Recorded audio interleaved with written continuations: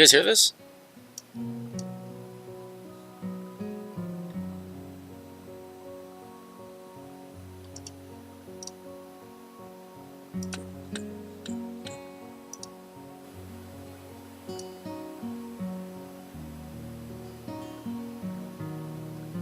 You guys hear this?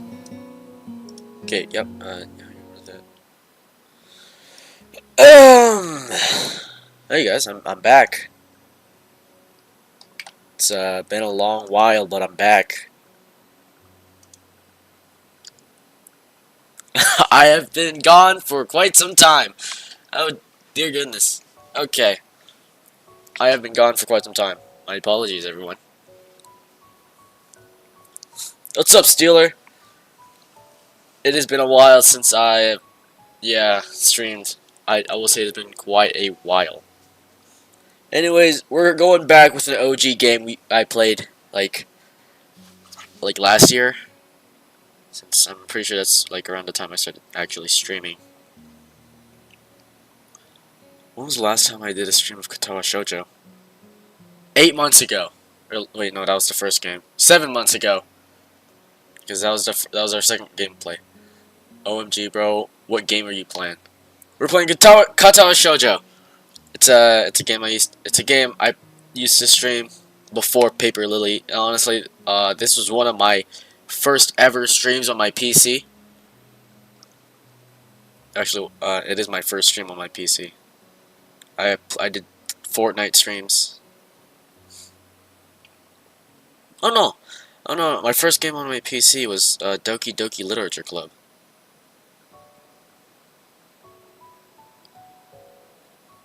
Yeah.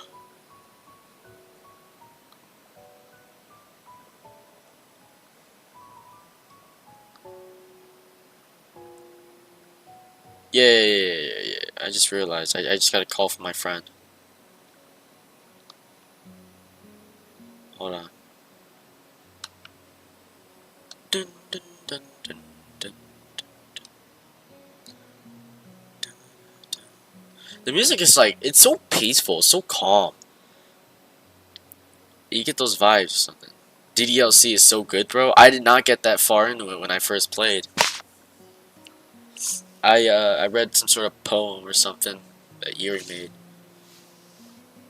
Was it by Yuri? I honestly can't remember. It was like a year ago.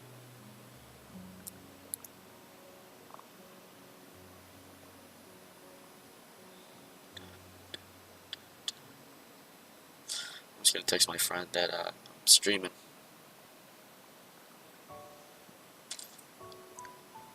Okay. Now let's get straight into it. The game we're playing today is Katawa Shoujo. We're doing our third part on this game. We've only been honestly, I totally forgot what happened. I've not played this game in 8 months. 7 months. Hold on, let me just do a little quick run through on my live stream. The poem parts are ugly in my opinion. I'm not a poet. I'm not a poet. I don't write poetry. But I can't remember what the poem even said. I'm not even gonna lie. Alright, Katawa Shoujo. Yeah, we met the girl with no arms or something. The artist with no arms. Man. It's like a dating game? Yeah. It's like that. Okay, so we talked to a person, an artist, who draws with their feet. Because they don't have any arms. Or no hands. No hands, question mark. And then we just went to bed. Okay, that's like the brief summary of it.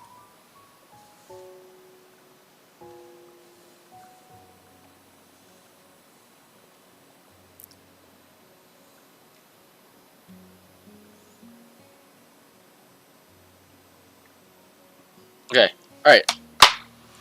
When we playing Among Us, I don't have Among Us on my PC.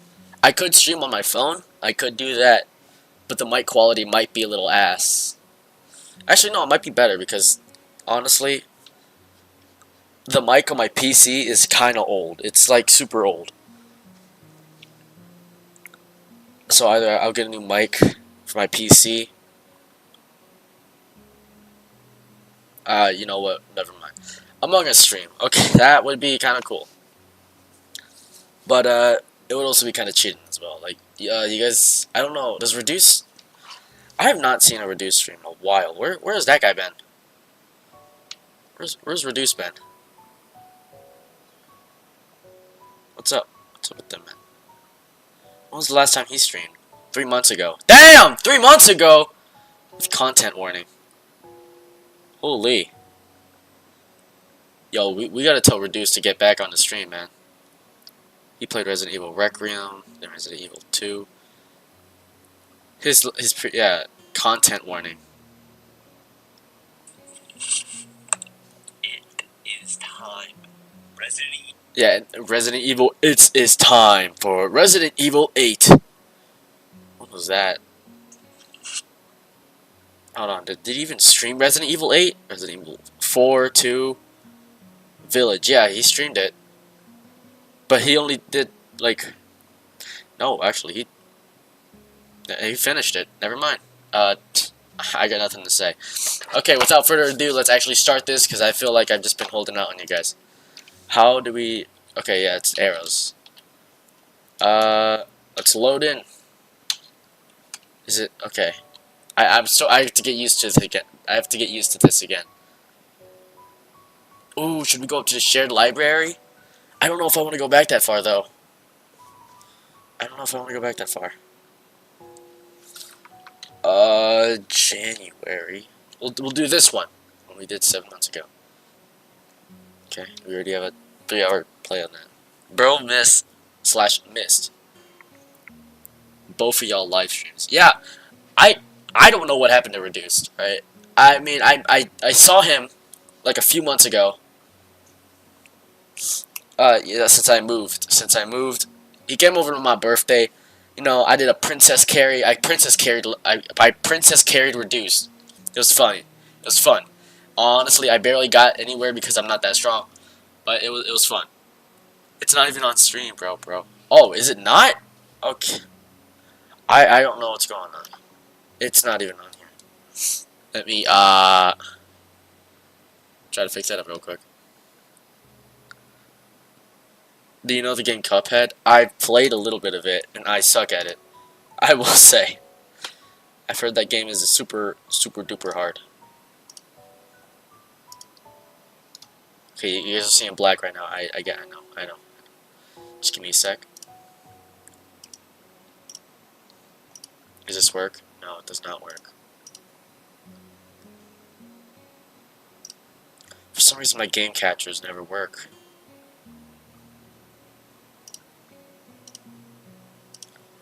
I get it. I probably should have set this up beforehand.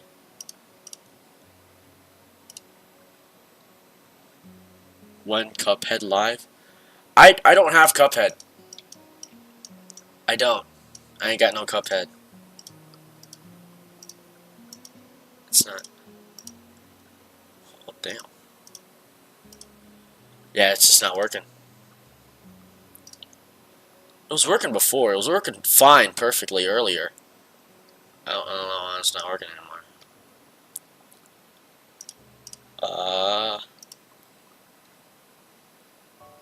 Yeah, it's just not showing up for you guys. For me, it's showing up. Damn, that's rough. But it's not tough. Let me just delete both my sources. Maybe if I make a new game capture. You can't see Shice. Yeah, I got it. I'm aware. It won't show anything.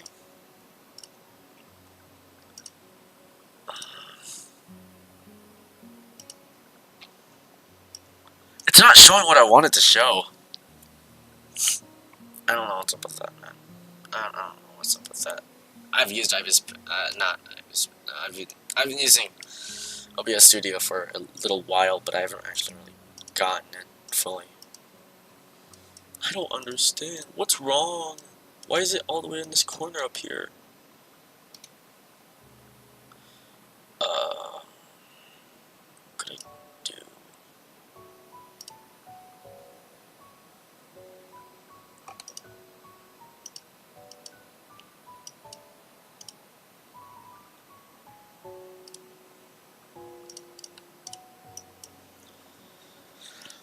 Oh, shoot. Alright, this might take a while. Why must you do this to me?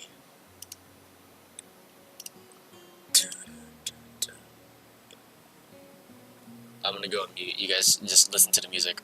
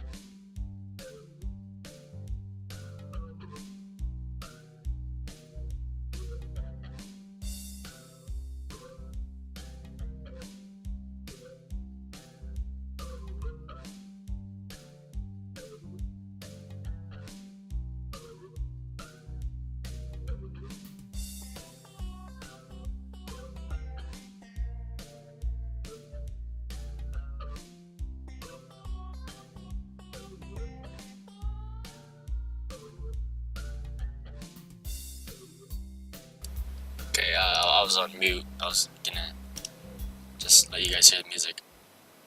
I got no clue what the frick is going on. No! Why? Display. Okay. If I try doing this, it's still.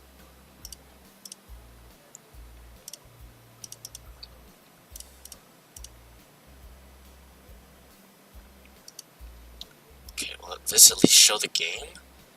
No! It doesn't! Which is honestly kind of sucks, which is why I need game capture in order to actually do it. But game capture isn't doing crap!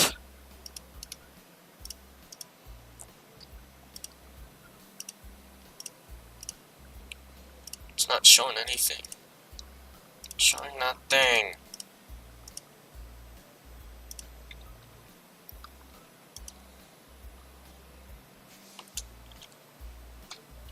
Oh, man.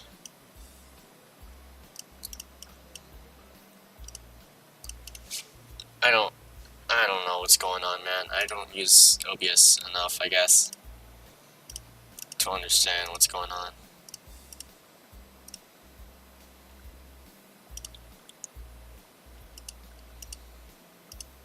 Is there anything I can do for this? Any of you guys know what to do? Because clearly I don't use OBS a lot. Screen collection.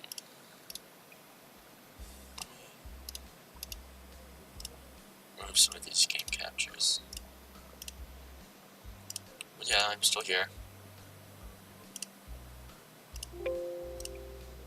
Damn.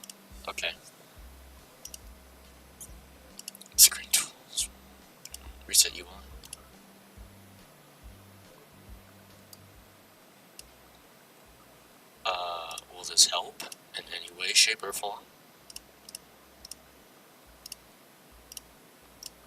No. No, it doesn't. It doesn't help at all.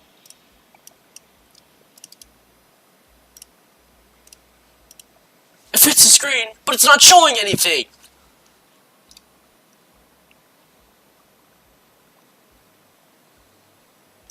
Should I just go back to StreamYard? Is that my only option here? Going back to StreamYard?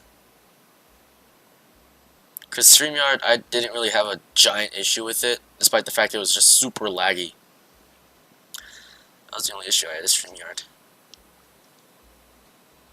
Bro, I'm gonna send expired Pringles at your house. No! What? Why? Why would you? Why would you do such a thing?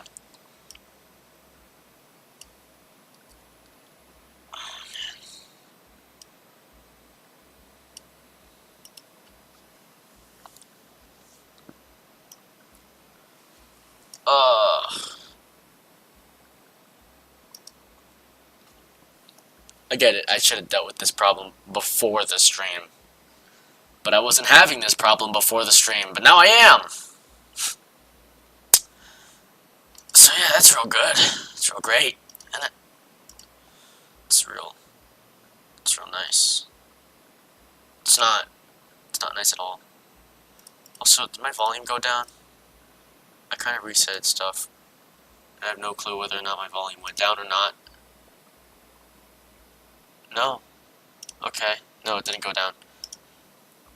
So, I have no clue what's going on. It's okay, take your time. Because for some reason, nothing wants to show when I use game capture, which is the only way I can get it to show.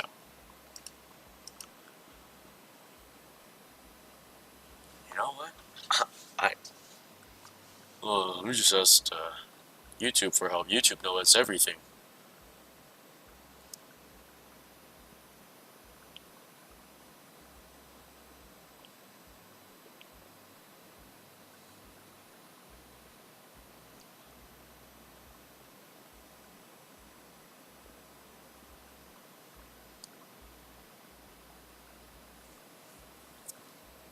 I do have some games on my phone. I don't know if those would be fun to stream or not.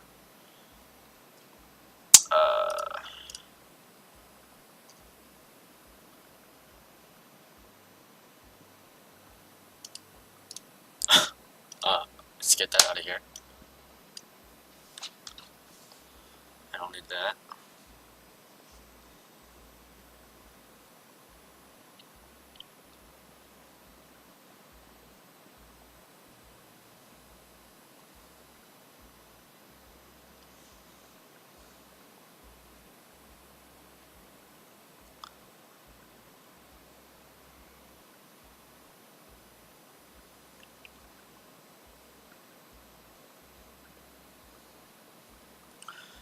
Might be my settings.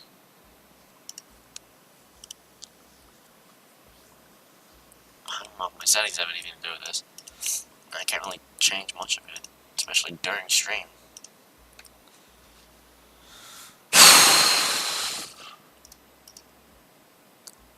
At this point, this title should just be called Moki Vision, just solving his issues on OBS Studios. I don't know if we're actually getting to gameplay.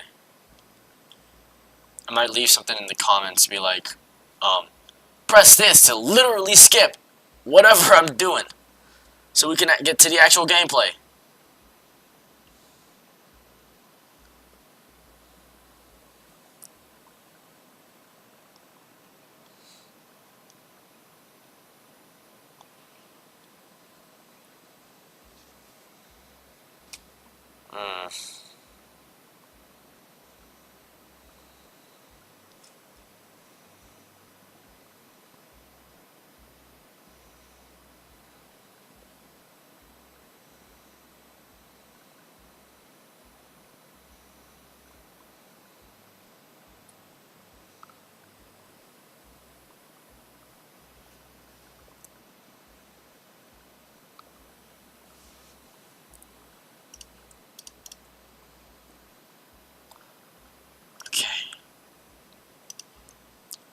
Scene 3.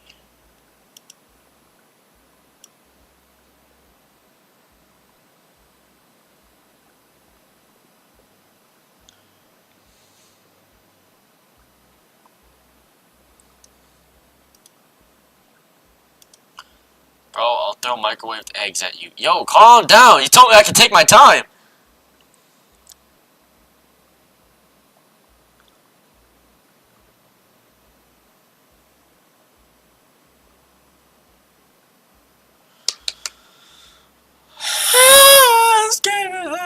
There's nothing. Look, I press on that. I'm in the game. But it doesn't appear for you guys. Because this game freaking hates me. Should I just restart it? Oh no, I might just have to restart the game.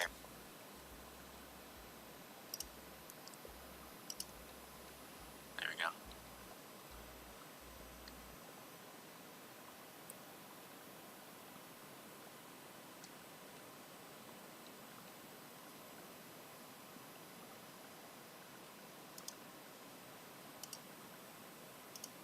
Oh. Oh.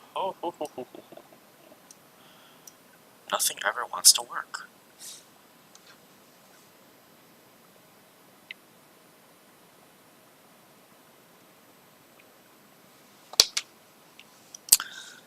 Application is not responding. What the heck do you mean it's not responding?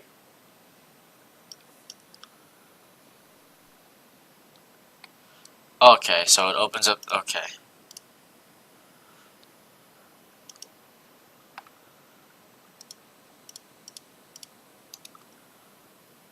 Just let me remove all these.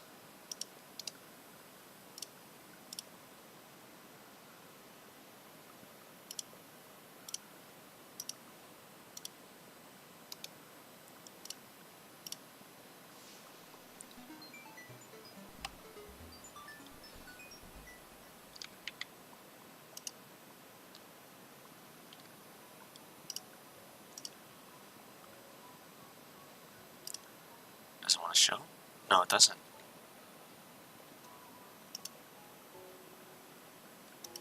I might know my issue. Okay, let me just press play and I won't touch anything else. Hopefully this will work.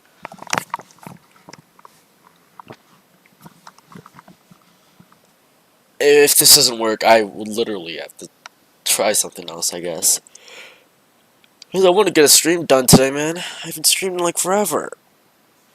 Like forever. It's been like 3 weeks, but still. Pick me, because it looks funny. I would. But I got 0 Riz. And it ain't gonna work out. So it didn't work out. Okay, let's do a bunch of other stuff that might or may not help. Window capture. Wow! Wow! Wow! Look at that. You guys get to see my... Wow! Look at my Steam.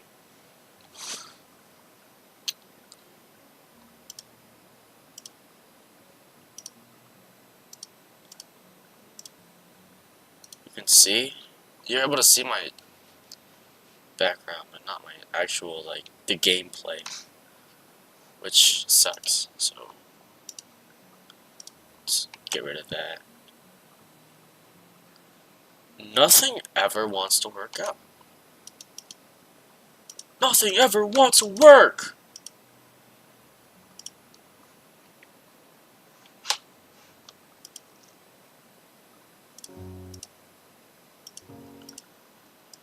Cross. Do you know the Hopon sword? I do not. What is that? Or at least I can't think of it off the top of my head.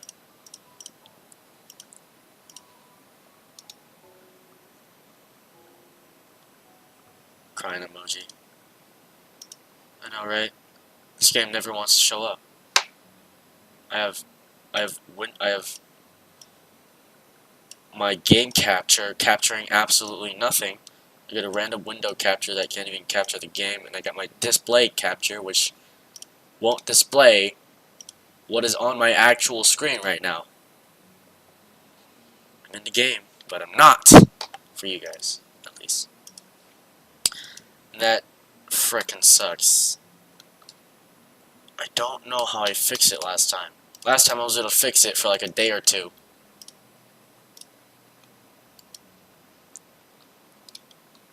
It's always locked up in this corner.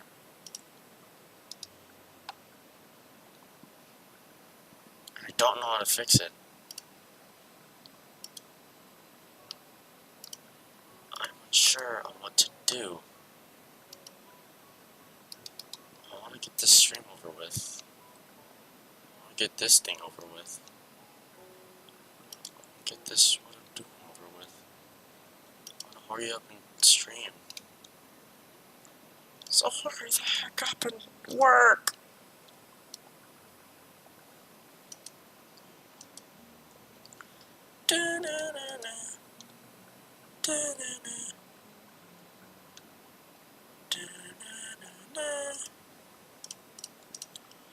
Doesn't want. It's not streaming what I want it to stream.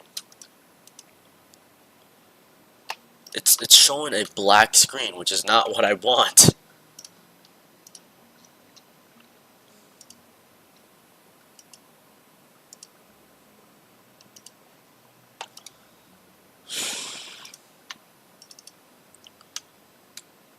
Help! Help! Do I take commissions? I do not. I do not take commissions. Restart and save notes. Log files. Crash reports. Join Discord. Visit the website. Help portal!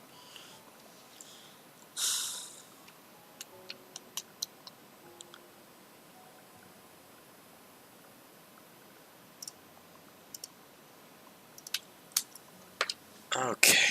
I don't know what the hell's going on. Who? I just got a random text message from I don't know who. Hugger, I sent you a snap. Who is this? What is this bot doing? Oh man. Heartbreak emoji. I know, right? Yeah, I don't take commissions, man. Sorry about that. Ah, crap. Do I have to go? I might just have to do a different game since this one won't work.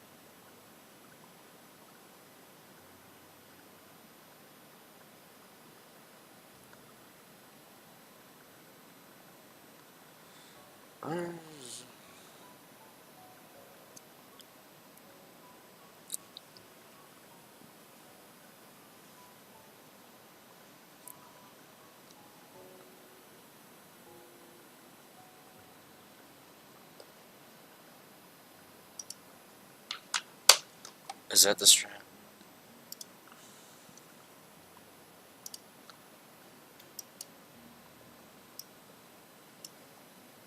Is this my only strat?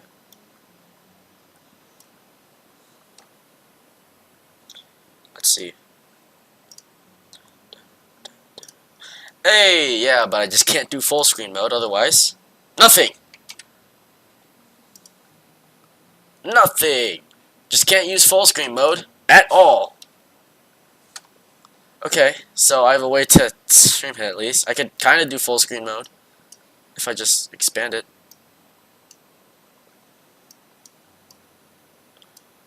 Wait, now that it's like this, I can... Wait, hold on.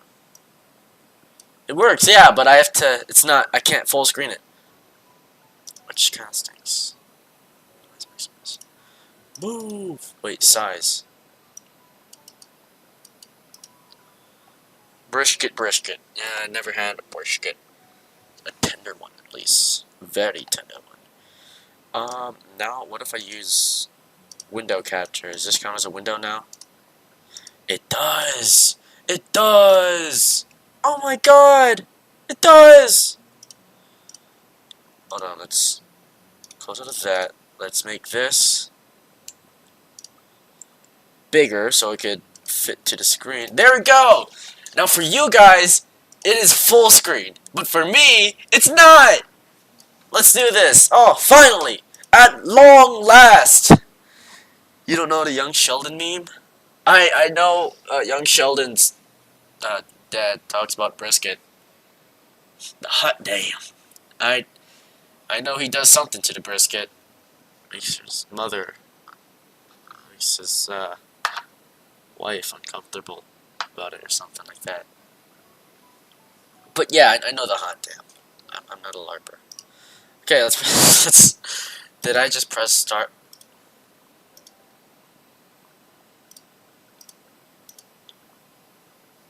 I probably didn't even need to close the game fully. I could have just. Damn. Yeah, okay, we're actually getting started. 31 minutes in. So, I guess once we reach 2 hours and 30 minutes, that's around the time I should stop then. They're like 32 minutes or something. You know, maybe I'll give you guys a little extra time for the wait. But yeah, that's the intro. Pretty cool intro, isn't it?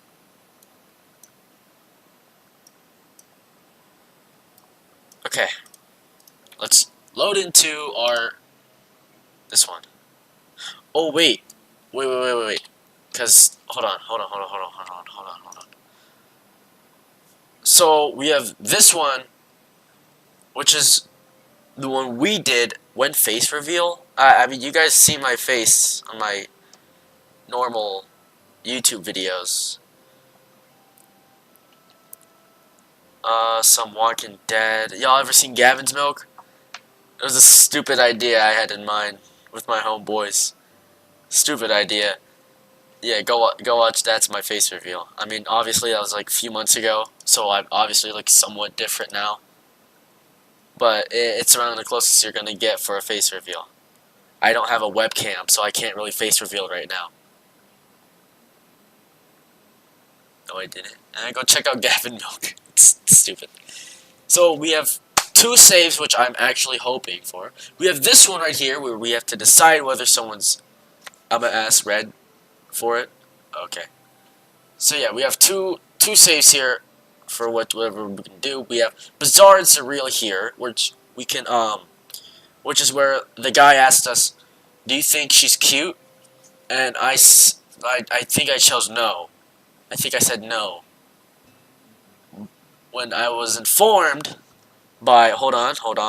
Let me just find it real quick. I was informed by someone that choosing no would leave me out of some routes. So we have that save here just in case. Right? Right? Yeah, right. I'm pretty sure at least. Let me just go back and fact check myself because I am stalling way too much. It's already 33 minutes. Okay. I know there's someone. Okay, I don't. Okay. Start new file. I'm not starting a new file. That's crazy, man. Starting a new file. Oofta.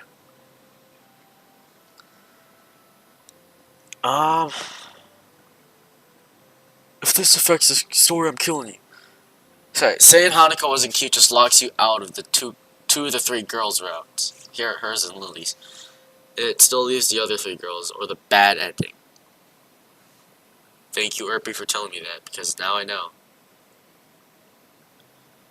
Now I know. So, we have that there just in case. I don't know what is this game about. Okay, so basically, we have brain damage. I don't, something about our brain. And, we're in a school for disabled people. For special needs. Yeah. No, don't discard it. No, I don't want to.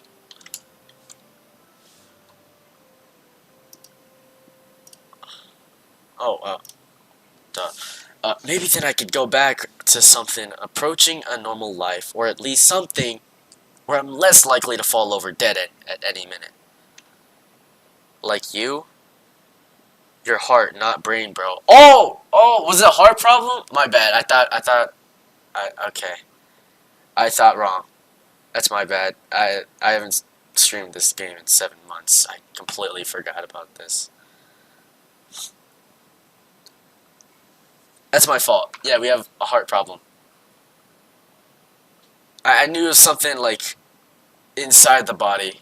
I just didn't know where. I went more up than down. I'm surprised to discover that I'm not the only one present at the track. LARPs, okay. Not just that, but it's a face I've never seen before. It's an what? Wait, did I say that wrong? How the heck do I go back? Text history. It's a face I've seen before. Okay, yeah, the prosthetic-legged girl who bowled me over in the hallway yesterday is running on the track. Okay, I can't read for the life of me, so sorry if I say these words wrong. Lately, like a half-mechanical gazelle. What was her name again? It was a short one, but I can't remember. She seems to be, she seems to be running laps at a somewhat easy lope. Her prosthetic legs clacking rhythmically on the hard track surface. I wonder what reason she has for running this early in the morning. Maybe it's something akin to mine. And the nurse is pressing the poor girl to jog just like he is pressing me. I certainly wouldn't be here if it weren't for my health. It's prompting me to do so. And even with things being like they are, it's only because I wanted to get out of the way early. The fact that I would be less likely to encounter someone who would witness my pitiful attempts to get in shape was merely a happy accident. I'd leave, but it seems like my former assailant noticed me on her last lap. She waves at me cheerfully and jogs over. Good morning! The Twin Tails girls. Oh! I remember her. Yeah, she bumped into me in the hallway. I know, my character mentioned that. One of the baddies showing? Yo, calm the frick down! Good morning, your name is Hisile, right? She grins, seemingly pleased as she'd remember my name. You may not remember me. Emmy, I knocked you over in the hall yesterday. Miss Ibarazaki? What? She imitates. Did I say any of those wrong? Was that her speaking, or was it? I don't fucking know. She imitates Misha, imitating Shizune, failing to get the same kind of subdued lilt in her high-pitched voice. How could I forget such a blunt introduction? Emmy has the decency to look vaguely apologetic for a moment before giggling. Yeah, sorry about that again. Well, so long as you don't make a habit of it, I suppose I'll be fine. Great! I'm not sure she realized I was joking. So the spy consultant the nurse was talking about, is that actually you? That's right! Oh, okay, oh. I was expecting someone from the nursing staff, to be honest. What are you saying? I don't look like I could be a spy? No, this is more like a relief. I was afraid he would have someone to watch my every move. Unless you're here to do exactly that. No, I'm here for my own reasons. The nurse just asked me if I'd seen a messy-haired transfer student who looks like he's kind of lost around the track. So, why are you down here? And he strikes a dramatic pose. Training! Of course. For what? Track! Yeah, okay, yeah. Seems pretty obvious. See, you're on the track team then? Emmy nods enthusiastically. Yep, I'm one of the better runners too. And modest about it too. Okay. And modest about it too. That was me talking. Okay. Hey, you should join up. It's good exercise, you know. I think that much activity is probably out of the question for me. No, I'm not even sure that I really like running all that much. Plus, I'm just not into organized sports, you know. It's true, I never even really got that much into soccer. I mean, I run around with my friends and all, but that was really the only reason I ever played. It wasn't for the glory to be found on the field, that's for sure. Emmy seems to understand my meaning. I see. Not that into the whole organization thing.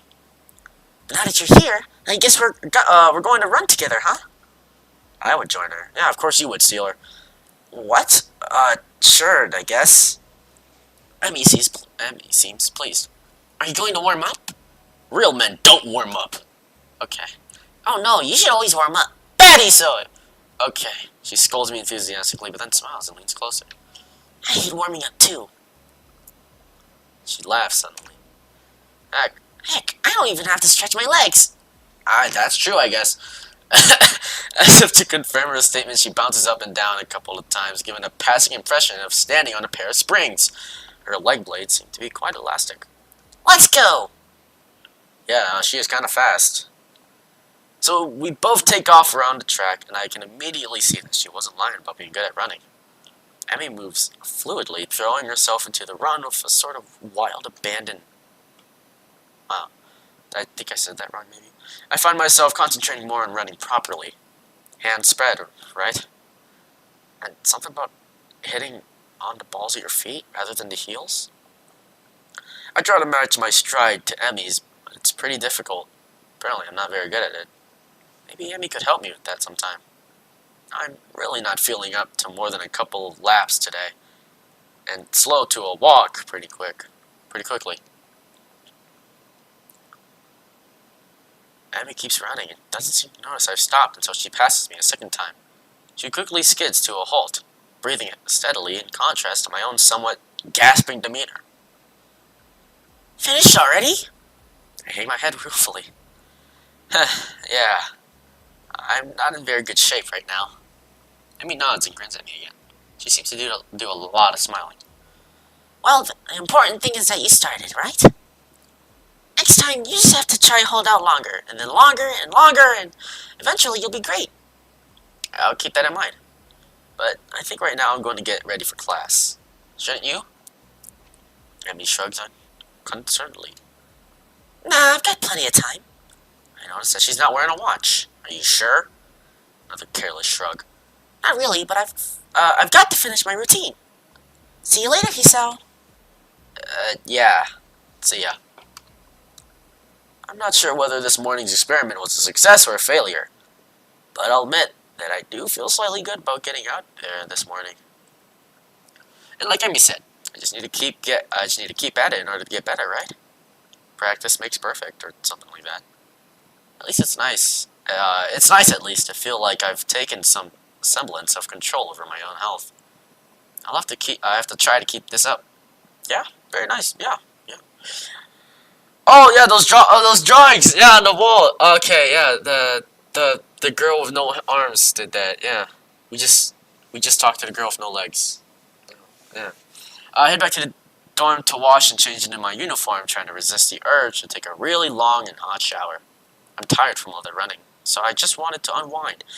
But I don't want to break my slowly building routine of getting to school before the morning rush. After taking a long shower anyway, I dry myself off, get out of the stall to put on my clothes. Out of nowhere, a shadow appears within the mist, looming and radiating maliciously with malicious intent. It bursts through the fog. It's this guy. I swear to God, this guy's naked. Okay, we're good. We're just seeing his head. Sup? What are you doing here? What the hell? You scared me. What's your problem?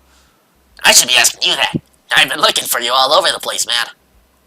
What do you mean all over the place? I want to ask if he's been looking for me like that, stark naked, but hold my tongue back.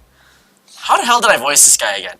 Hold on, I want to go back to my stream and see how I voiced this guy. I know some sort of stupid voice that I did.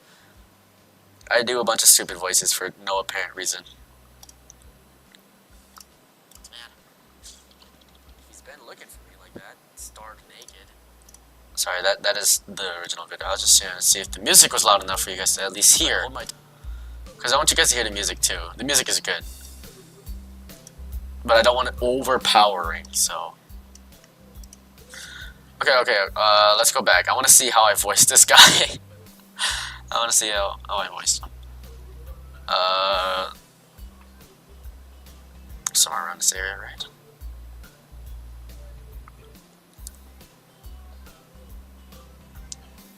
He pauses. What? Prove that we met before. You live across the hall, you're Kenji. Kenji jumps back, his eyes filled with an uncomprehending fear. How do you know my name? Yeah! This ain't gonna be 1 or 2 days after we have met, and you're telling the truth. I can't remember it, and I just can't remember it. Oh, you are a spy! Why did I give him that accent? Why did I give him that dumb accent? What's up with that? Okay. I wanna, yeah. I gave him a stupid accent. I don't know what was up with that. I finally realized I'm stark naked too and quickly hold up my shirt in front of me, but Kenji doesn't seem to notice a thing. His glasses are fogged up, but then why doesn't he wipe them off? Is his vision so bad that he's perpetually seeing through fog? You know, your room, and yeah, that's it! Hey, I mean, I still have to get up, though whatever, it's not important. Can I borrow some money? What the f... He puts on an innocent face and looks away, trying very hard to look very casual. Okay, doesn't work. He's as transparent as his window pane-sized glasses. Talking neutrally like this, wearing nothing, feels awkward. Actually, somehow it's even more awkward to be naked in front of someone when they can't see me being naked, to say nothing of the fact, and he's naked as well. I try to brush the feeling off with little success. Money? Sure. Awesome! Wait, why do you need it? Can't you just give it to me because I have the goodwill not to run through your pockets while you were in the shower? I could have, but I exercised restraint. And in the end, isn't it the thought that counts? Come on, be a pal. This makes no sense. If it's a thought that counts, I should withhold payment. Since his thoughts were so clearly impure and his intentions are probably even more sinister since he can't tell me what they are. I say as much to him. I'm offended, man. But if that is your game, then fine. I guess I have no choice. I want to order a pizza, and I already have most of the cost of the pizza. I need your help for the rest. I can get some of that pizza too, right? No. Are you serious? Yeah, I would give you some, but you have class. You don't have time to eat pizza. What about you? I'm not going to class. I have to wait for the pizza and pay the guy. Then eat it. It's not easy. You have to obtain the pizza stealthily. If you don't, everyone will see you, and the pizza, they'll ask for a slice. It's a hard world out there. Everyone wants a piece. Then you're left pizzaless in an unforgiving world. It's happened before, that's how I know! Every day I plan my vengeance, so that when the people who wronged me order a pizza, I'll be there, ever vigilant. Kenji strikes a dramatic pose, completely without irony. We're naked in the goddamn okay. I'm sorry, we're naked in the bathroom. This guy's asking me for money for a pizza. And he keeps talking about how people steal a slice. But, yeah, I only need like 400 yen. Please, you're my only hope! I can't go outside and buy my own pizza, it's too far! I try not to go out unless it's absolutely necessary. Let me tell you what happened the last time I went out without carefully planning it out in advance. I was outside. I can't remember what I was doing. Something. Standing? Maybe wondering how I got there. And then, out of nowhere, it happened! Like a flash of lightning, splitting the sky. Like, how do you split a sandwich into 2 equal pieces and make it more manageable to hold and eat? A bird crept on my head. It was the second most shocking moment of my life. What was the first? He ignores me and keeps going. I want to grab him and shake him. Is he just trying to keep momentum? I'll go with that. Even if it's more likely he just didn't hear me. It was like in the opening to some kind of anime show. You know how there always is the part where the main dude is fighting his rival and they fly at each other and clash swords and there's like big dramatic colored auras and zoom? It was like that, but with poo. Okay. So yeah, I need some money. Please! Don't leave me hanging, man. I only need like 1,000 yen. It was 400 yen! I thought it was 400. Okay. What? I'll pay you back, I swear! You better! That's what it means to borrow stuff. I don't know when I'll be able to pay you back. You have 1 week. Ah! Ah! Ah! Winston makes a noise like a dying cow, a particularly disturbing fact given that his baton is conducting free. What the fuck are we doing in the showers? No, okay, sorry for the cursing. What the hell is going on? You're not supposed to be so tight-assed about money between brothers in arms, man. Men have it bad enough as it is. Did you know that male oh, what? Swords only make about half of what a oh my god, I don't need to know this. That doesn't mean anything, unless you're a yeah. So maybe I am! On the side, struggling to make ends meet as I fight for feminist agenda. And you can't even spawn me your crumbs, you bastard! Nobody understands. Nobody! My baton is free to... Okay, I'm gonna go blow my nose. I have allergies, man. What the hell's going on?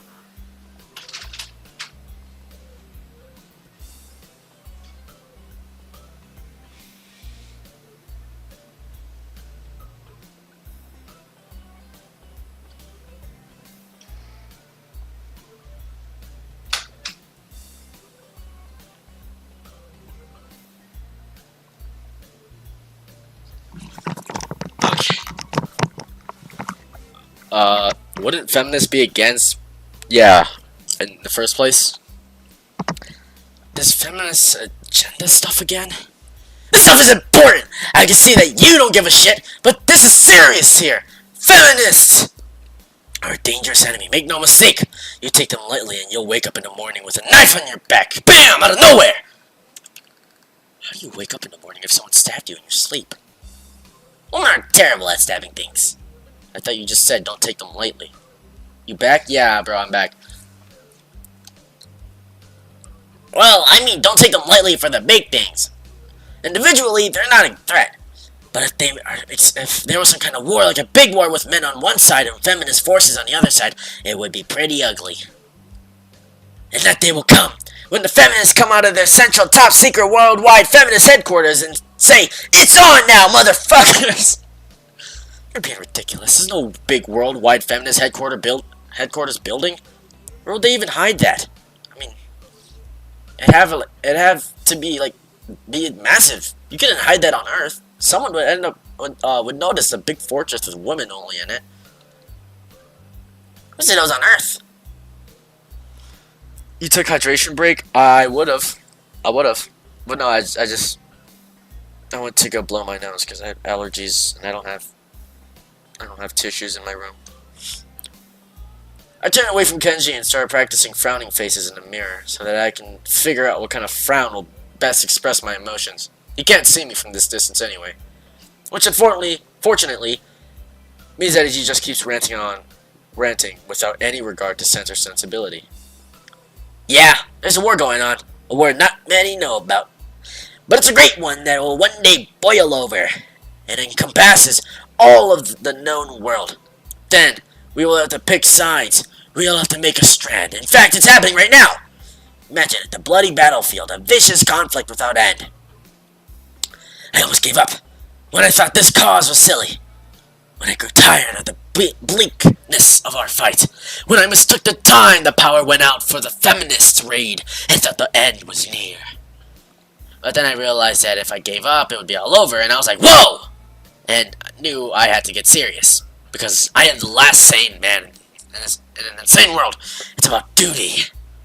Must be a pretty crappy moment if all hinges on one naked guy ranting in the bathroom at another naked guy. So can I have the money? He's blocking the way out. It's getting cold because I'm still naked, and I want to go to class, so I agree to spot him the money. Awesome! Thanks, dude! We should go bowling later on. Bowling? Yeah, it's the ultimate sport. There are almost no woman bowlers either, making it also the manliest sport. Should I wear my pink bowling shirt with matching shoes, or a pastel green with flower accents? Is he gay? I would make sense. I don't know. There are bowling clothes? Maybe. Anyway, you had better pay me back. I could pay you back in stuff, right? I don't have the time to ask him to elaborate on what that means. I don't know. I have to get to class. You're kind of in the way. Oh, yeah, sorry. Yeah. I don't want to hold you up. And I have stuff to do myself. The time has come. Time for what? I just like saying that. Okay, now, the time has really come. For what? I have to use the bathroom. Get out of it. I was just going to! What does that mean? It's a big bathroom. So, I have to be alone or I can't go. The pressure. Okay, what if someone else comes in? I'll think of something. I give him my practical frown and it looks kind of silly reflected in his glasses. He either doesn't notice or doesn't see.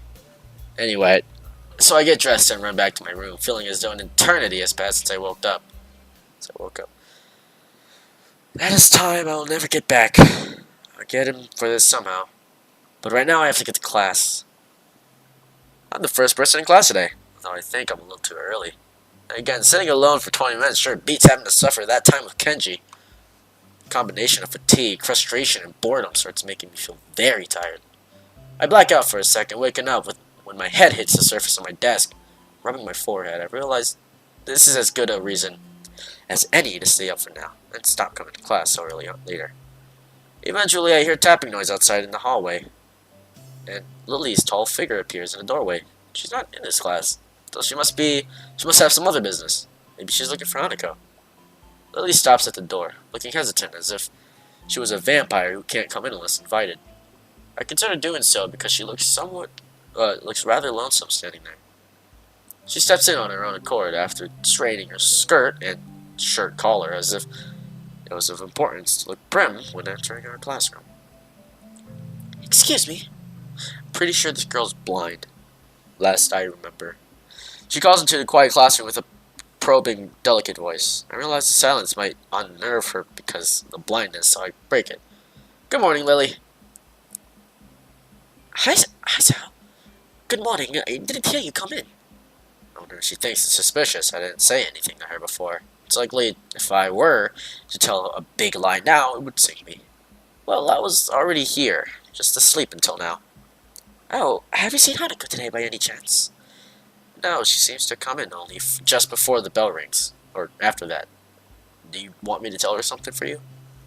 No, it's fine, it's strange, but I think we're the only two people in the school right now. I didn't hear anyone else on my way here. I shouldn't have gotten up so early today, I guess. You're justifying yourself. You're chastising yourself for something that other people should. Punctuality is a good thing, I think so, anyway. It's a very busy morning today. The festival is coming up soon. And today is the deadline for event registration, budget reports, and any other official paperwork. It could be that everyone is trying to complete the necessary forms at the last minute. Maybe that is why it's so quiet today. Hi! Oh, it's Misha. Misha pops into the room with Shizune, as if on cue, shouting with the loudest that makes Lily visibly flinch. Hi, John! I don't know why. I don't know what was all that. Hi. I forgot she's mute. Looks like it's the class representative! Hello! Lily smiles, probably amused by Misha's or Shizune's use of the word look. Good morning. I forgot I used to do that for her. Of course, you're not the representative of this class, right? I'm not. Lily seems more guarded in her answer to Shizune than she was with me the other day. I guess that they really don't get along at all. Rax. Yo!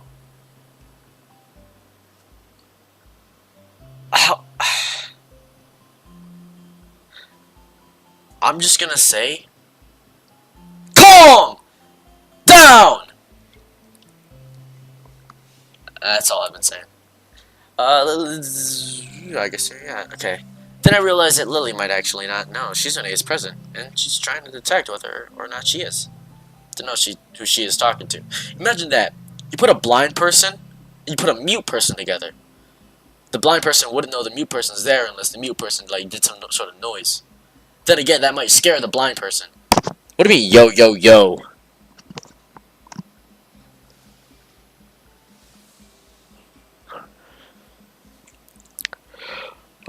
For all I know, for all she knows, she's talking to Misha. But knowing that she and Shizune are practically inseparable, she might expect Shizune being the one that actually talks. Damn, how complicated.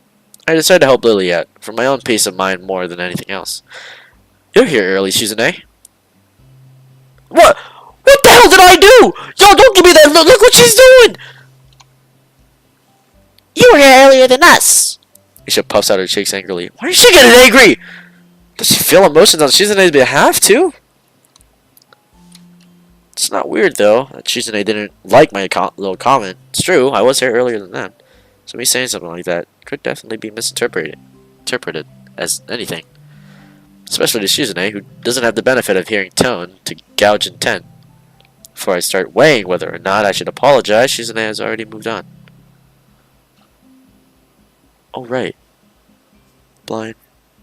Pretty sure she's deaf. She can't really talk. Not mute. Deaf. Deaf. Maybe. I was talking to myself. I don't know what to say, man. Class rep, it's a good thing you're here. We have to talk. Don't look at me like that. Bro, Moki, do you like me? Okay, if it's in the way you're thinking, romantically, maybe a little bit. Nah, I'm joking. But yeah, we bros. We bros. We chill like that. Alright, Steely, you're here for like all my streams. You're here for like all my streams, man. I love you, bro. Not in a gay way. I don't like you like that. But I do like you, man. You a cool dude.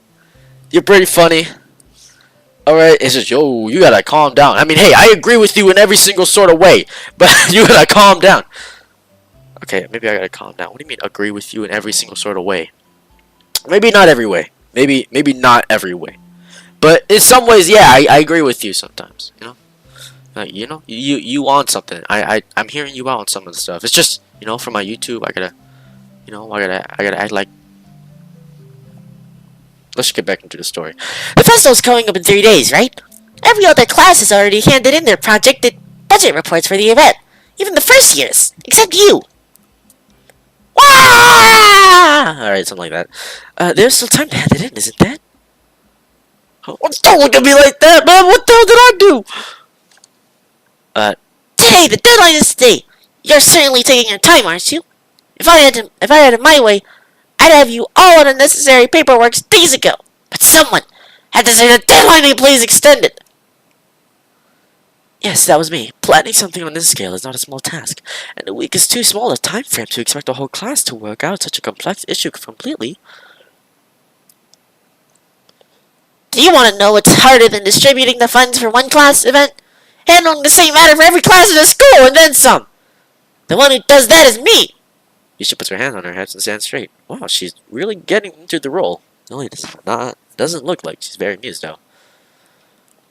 Hey, she's an 8. Aren't you being a little too hard on her?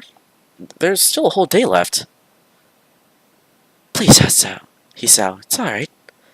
Lily seems happy I'm taking her side, but a little conflicted that I might not think she can take care of herself.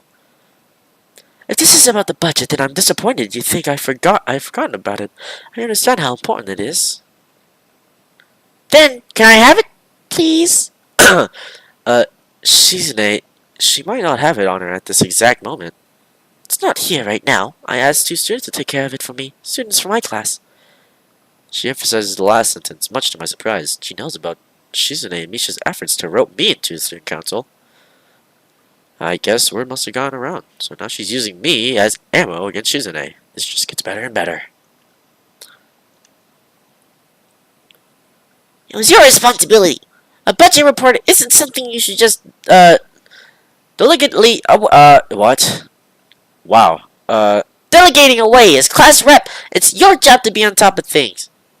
This kind of disregard for proper procedure is really just terrible.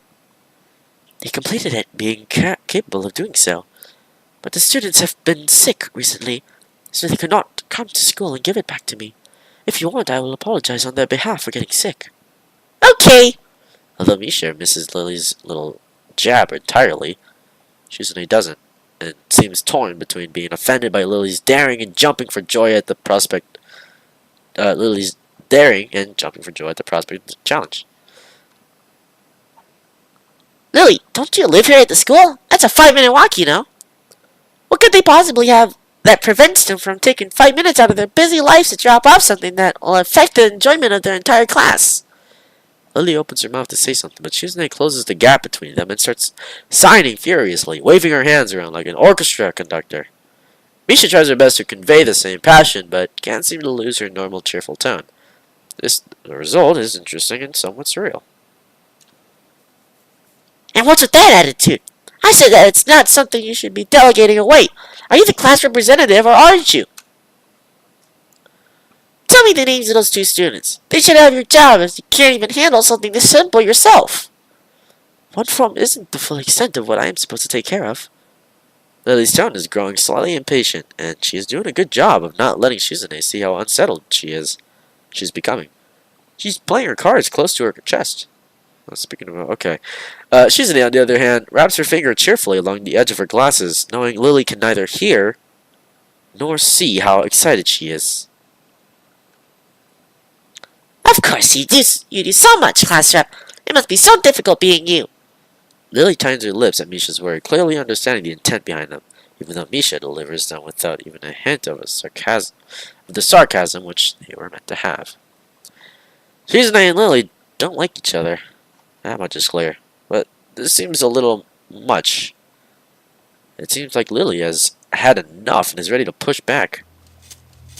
Whoa, what the heck? Whoa there. Okay, y'all didn't see nothing. I was actually just discussing the budget report before you came by. You must be very talented to have finished all your student council duties so quickly that you can track me down and make sure I don't forget my own. Are you accusing me of slacking off? It seems like you're confusing me with yourself. I don't think so. That would be a very difficult thing for me to do, comparing myself to you.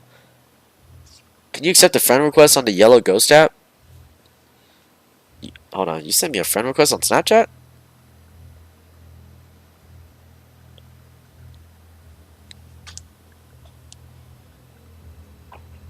What the heck? Why am I logged out of Snapchat? Whoa, it's no bueno.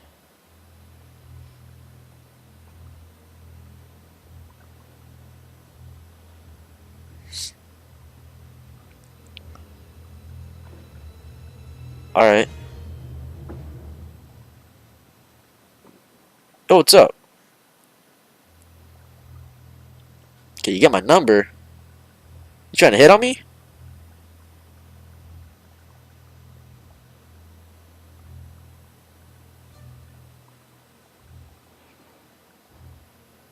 I spelled that so wrong.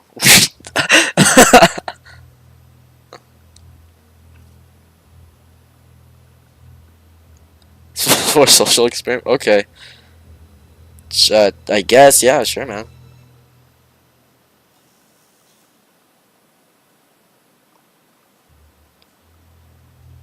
Ah, this is new. Something I don't really do. Alright, go right ahead. There you go.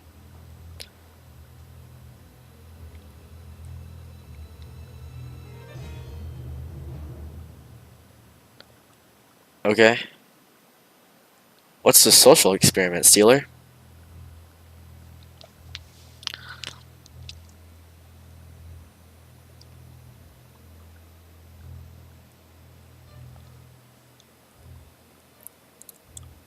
Yeah.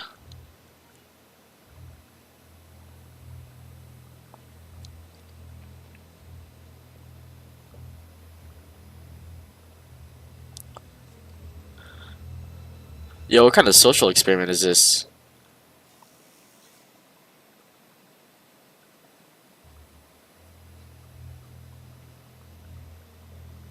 I'm not trying to hit on you. What? Love is love? Oh, heck nah. I don't love you like that.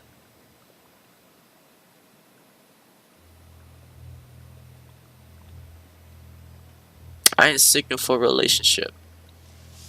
Okay, let's get back to the game. I've been a little distracted. I don't think so. That'd be a very difficult thing for me to do, comparing myself to you. You're right, the difference between us is like heaven and hell. And it's not hard to guess which one you might represent.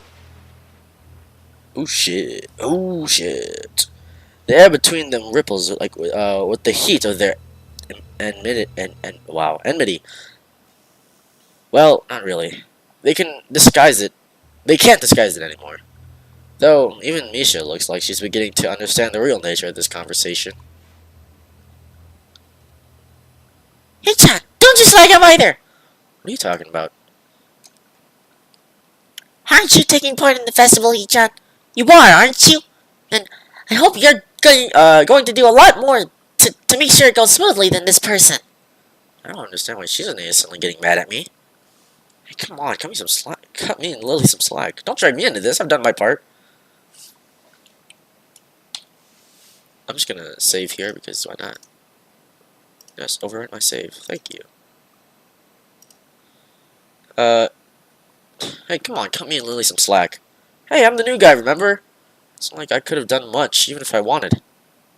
That's right. You shouldn't expect a transfer student to jump right into it on his first week.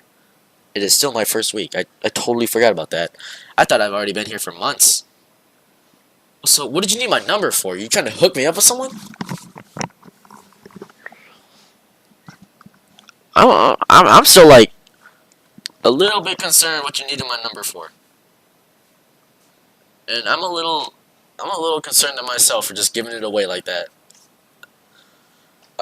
Lily taking my side feels oddly comforting, so I decided to back her up too.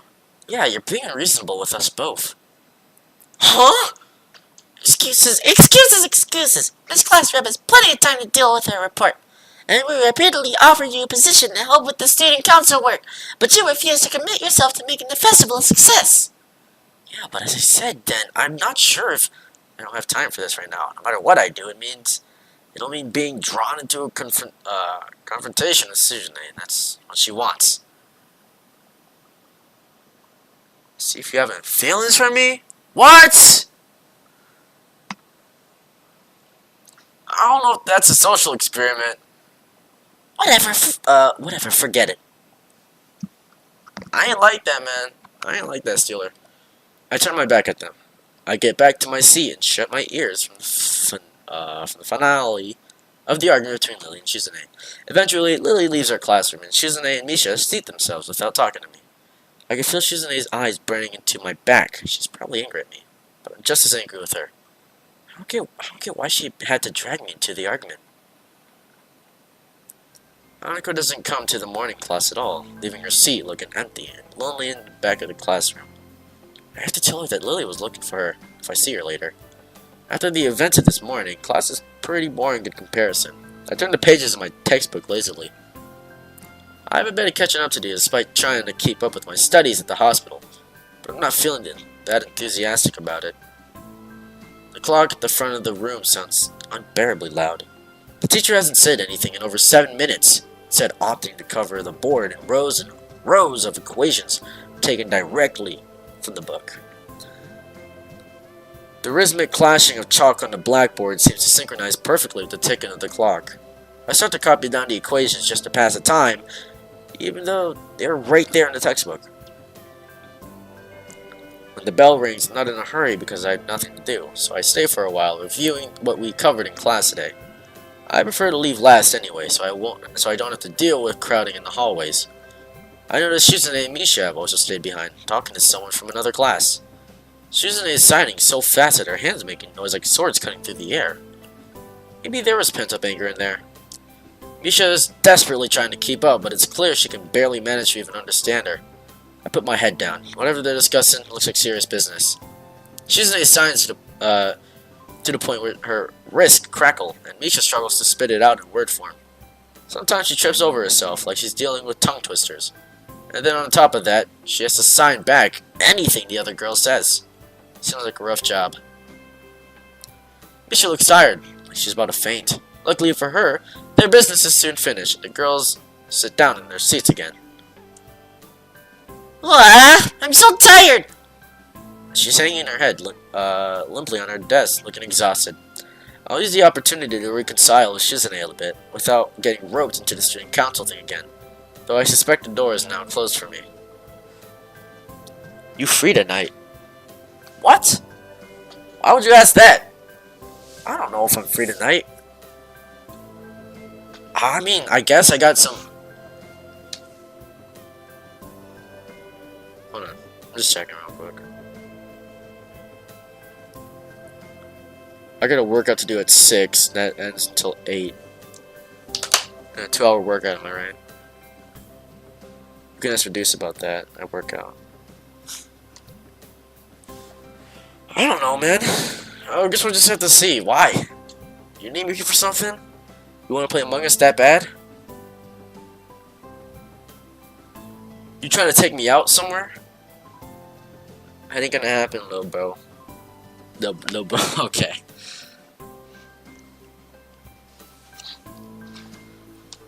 Yeah, Steeler, I don't know if I'm gonna be free tonight. Why? What's up? What you working as? I like working out, not working. Like, job working. Just working out. Yeah?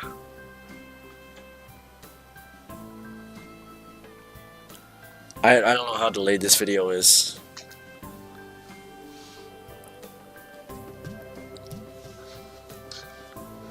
No, like, if you're free so I can call you to see how you're doing. I guess? Alright? Yo. It's kinda sus, man. Mucho sus. Mucho suspicious. Festival preparations must be tough for you. Indeed, the people of this school seem to be taking the festival very seriously. Very serious. Yeah. Whenever I see people idling around before and after classes, they're always talking about their plans for it. It's kinda neat to see everyone being so enthusiastic about it. I'm probably the only one who doesn't have something to do. Susan scoffs at me first, as if trying to decide whether to ignore or sneer at me. But in the end, she starts signing without doing either. Misha perks up, looking at her hands with slightly unfocused eyes. She signs with harsh, heavy, dramatic strokes. Okay. Misha translates her signing into speech for me. She does it so well, it's almost like Shizune is actually speaking, transmitting her thoughts directly into Misha. She must have practiced it vigorously. Well, of course we're in the student council. Of course, we're in the student council, you know. So we're pretty busy. That was not as high as I thought it was. I mean, sure, yeah, man, Steeler, if you want to call, go right ahead, man. I don't know if I'll be available to pick it up, but I should be pretty available. It's a pretty important duty of ours to ensure the success of the festival with all of our strength. We should shame ourselves in front of the past student council generations What? We would shame ourselves in front of the past student council generations if the festival were to fail. That's why there must be no flaws. No, I think that was incompetence? No, nothing that might make the festival fall short of perfect. Shizune's passionate speech and Misha's enacting are really oddly fitting of them. Oh. Hello. Yo! It's Hanako! I look over my shoulder and see Hanako peering timidly into the classroom, most of her body hidden behind the door. Hey! Playing delinquent again? Hanako blushes hard at Misha's straightforward jab, even if it was only just in jest. Only in jest. Shizune stares at her probingly, causing Hanako to look down and start backing away to the door, where only her fingers can be seen wrapped nervously around the edge of the door. Maybe she's showing her dislike of Hanako by association of her dislike for Lily. Another one. Yeah, it's another girl here. It appears so, and Hanako probably knows it as well. What is it, Hanako? Has Lily been here before? Sorry, haven't seen her. Haven't seen Sato. She, came by in the morning, though. Hanako keeps looking uneasily at Shizune, who stares back at her with her usual studying gaze. What is she trying to do? Of course, Shizune isn't going to look away, and she is intimidating enough as it is, so I can only imagine how terrified Hanako would be. It is a little uncomfortable watching Hanako's reaction to Shizune's normal behavior. This is what happens when two people of two different extremes meet, it seems. Do you know where she is? If she has any sense in her head, she's in her classroom working on the festival project. But who knows where that woman is loitering at? Hanako quickly nods quickly and retreats with haste. What are we talking about? Oh yeah! We are really working hard to make the festival happen. And driving other people insane along the way. Well, good luck with that. I stand up to leave, making my exit before either of them manages to berate me any more for slacking off. The halls are somewhat quiet. As expected, everyone must be in club meetings or at festival preparation, or both. Shizune's words about being a slacker echo in my head. I feel a bit guilty about not contributing, but I seem to lack the resolve to do something concrete about the matter. For the festival, it's too late already, unless I count helping Shizune Misha, which I naturally don't, and clubs. I don't know. Maybe I'm not a club type of person. Halfway through the way from the school building to the dorms, I spot a figure in front of the dorms. Oh wow, who is that? It's Rain. Looks like she's working on her mural today. I walk over to her, but she doesn't seem to notice me approaching. She's sitting on an upturned box, looking intently at the wall. She is painting with the brush held between her toes. The mural has progressed considerably since yesterday, but it's still only half done as far as I can tell. More colors have appeared on the twisted human-like figures have spread. And wow, more colors have appeared, and the twisted human-like figures have spread and increased in number. I have to say, the style is quite eye-catching and very unique. Not that I would knowledgeably, not that I would be knowledgeable about art by any measurable scale, but it's very nice looking nevertheless. I clear my throat to get her attention, but not startle her so that her concentration won't break. Yeah, wow, I can't talk for the life of me. Wait, she doesn't even turn to check who it is. I'll wait.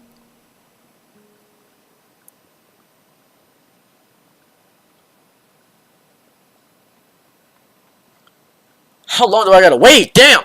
15 minutes later, I decided that her concentration is indeed unbroken. And also that I have waited long enough to warrant poking her gently on the shoulder to remind her of my presence. Reen turns her head mechanically to my direction, ended up staring at my crotch level. Oh, it's Hisao. She can tell? I'll feel a little less uncomfortable if she would look at my face. An astute observer, hard at work, I see.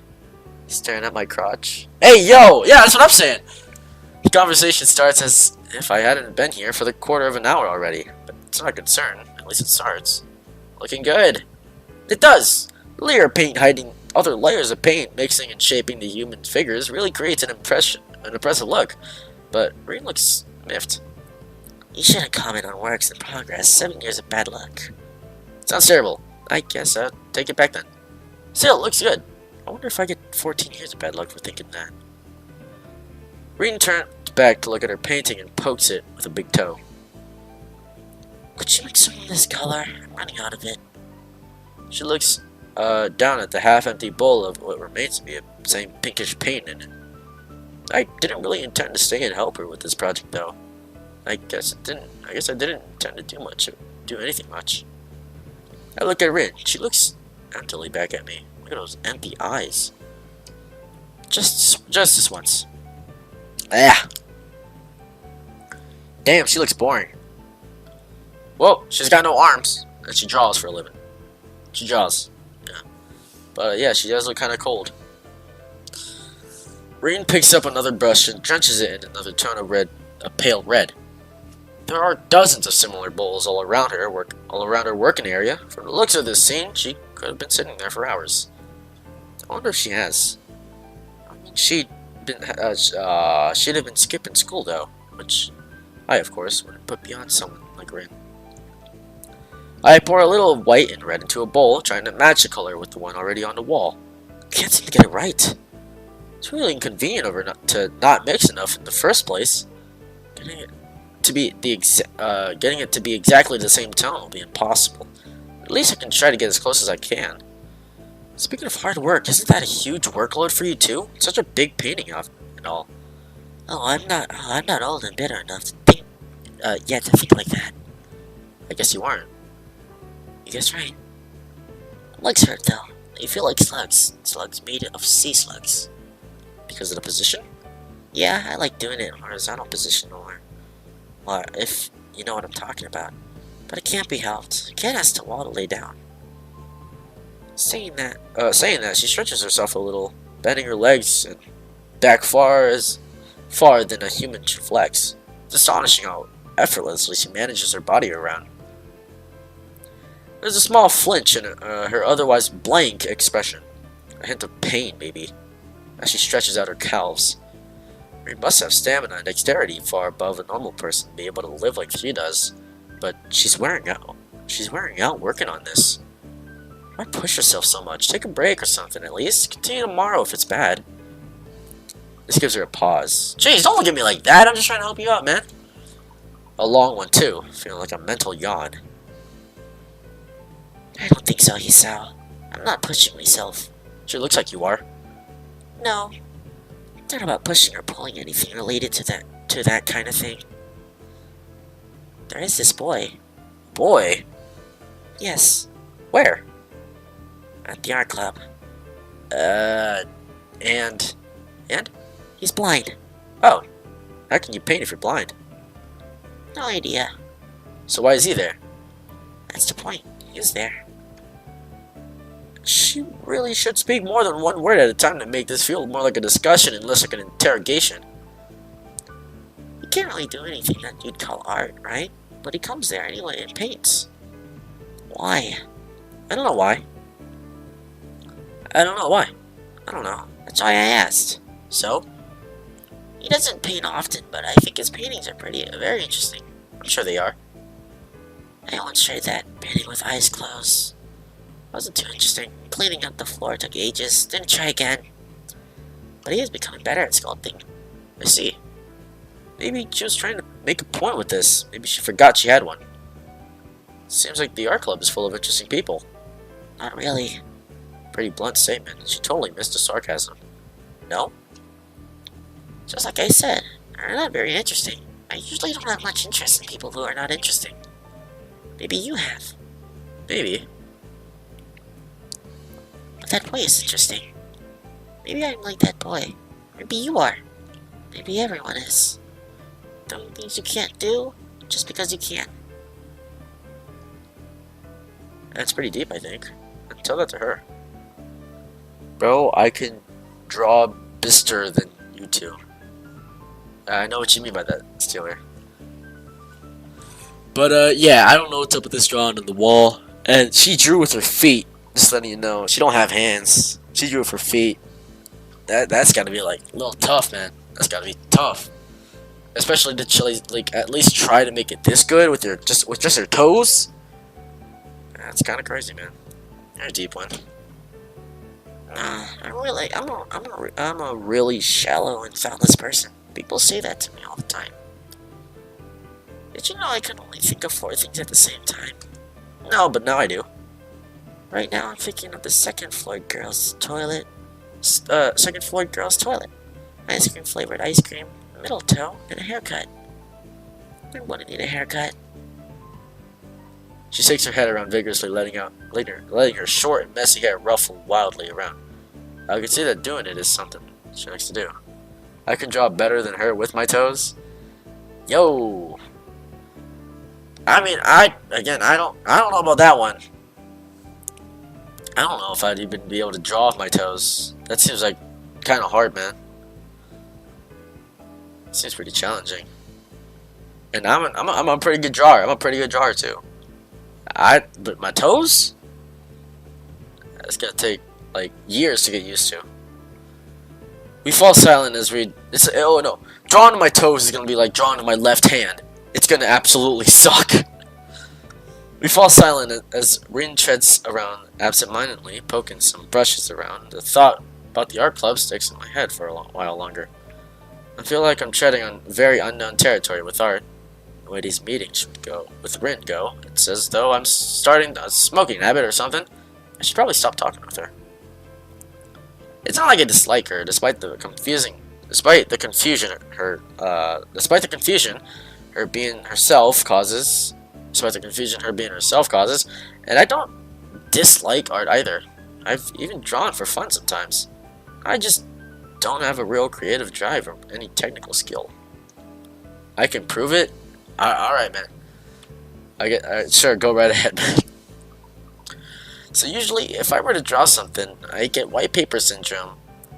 And just freeze completely. Then I manage to draw something disfigured and promptly get frustrated at my inability to put the picture in my head down on the paper. Then call it quits without really even trying to make an effort. Rin clearly doesn't have this problem, but she frustrates me in another way. Being with her is like looking into a mirror that doesn't reflect anything. It makes one question of the sanity of the act.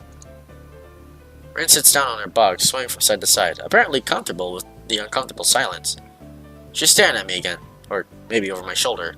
I can't quite figure out where her eyes are focused. I'm thinking I'll leave it so she can carry on working undistracted, that I can do whatever I'm going to do alone. It's not like I have anything that must be done today. Oh shoot! Who? Nobody. I just forgot to tell Hanako that Lily was looking for her. Do you know her? From my class? Oh, her, the mystery toilet girl. That person is funny. I saw her go to the toilet 5 times during one recess 3 weeks ago. I'm sure it's a world record. Can I get you a date in Roblox? No, bro. I'm not looking for a date. What the heck? I'm not trying to date anybody, man. I'm not looking for any relationships right now, and especially not on Roblox. I don't know, it's just not my style. It was very mysterious.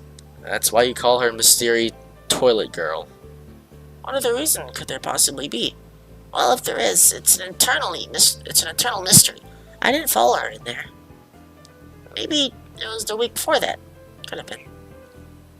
Looking at her makes me hungry. Don't say that. At least not around her. Rin turns to look at me blankly as if she's not sure why I reproved her. Wow. But she doesn't acknowledge understanding any more than before, so I give up at this point. So, do you want to go eat dinner then? No, not yet. Rin has turned her hungry gaze back to the wall, looking slightly more energetic, or at least slightly less lethargic than she did before. I don't know what I'm saying at this point. It's as if the wall is an opponent she has to vanquish, something she must overcome before she can indulge in dinner. This is the feeling I get. A weird sense of empathy overcomes me. It makes me smile a little to myself. For all her oddity, Rin is pretty cool after all. I'll be going anyway. Have fun. Rin has already grasped a brush and is dipping it into fresh paint. So of course she can't hear me anymore or doesn't answer anything even if she does. Adhering to the nurse's nagging voice in the back of my head, I set my alarm clock to wake me up early enough to go jogging again. I made a promise and I'm going to keep it. Besides, Emmy's bound to rat on me if I don't show up. But it's not all that bad. Finally, we get to go to bed. I wonder if Kenji will actually pay me back. Dun, dun, dun, dun, dun, dun, dun, dun, dun, dun. That's my alarm clock, isn't it? My alarm goes off and I flail about uselessly for a while until I remember that I decided to give morning runs another shot. I don't know if it was my greatest idea, but I'm determined to keep going. It's just about my health after all. Sure, things have been great lately for me, but that hasn't made existence so intolerable that I'm not going to try everything I can say to stay healthy. Wow. I can't stay healthy. Besides, it's all about asserting some kind of control over this thing, right? If I can manage that, well, I can manage anything. At least that's what I keep telling myself.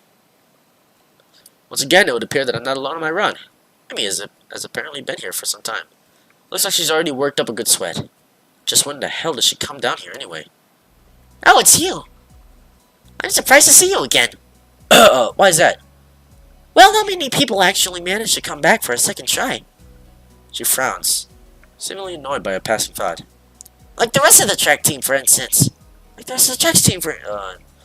Still, it was only supposed to, be on a volunteer basis, so it's not that big of a shock. I guess it's pretty early in the morning. A shrug, and suddenly it appears that she's forgotten what she's talking about. The frown disappears entirely, and she seems to snap back to her previous train of thought. So, come on then! What? You're gonna run again, right? Damn. What do you mean, damn? Well, yeah. So come on! I find myself suddenly grabbed and yanked onto the track. Things seem to be set on mirroring.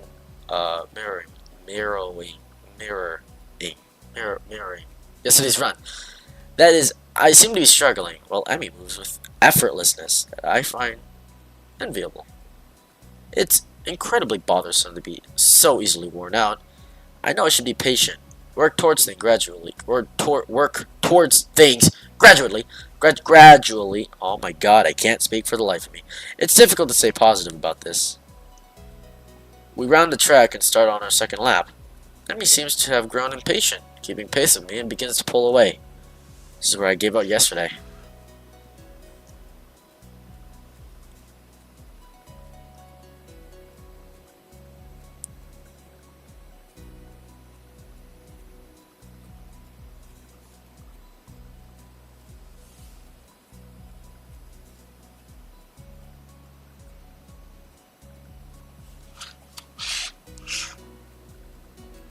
That's a very nice slogan.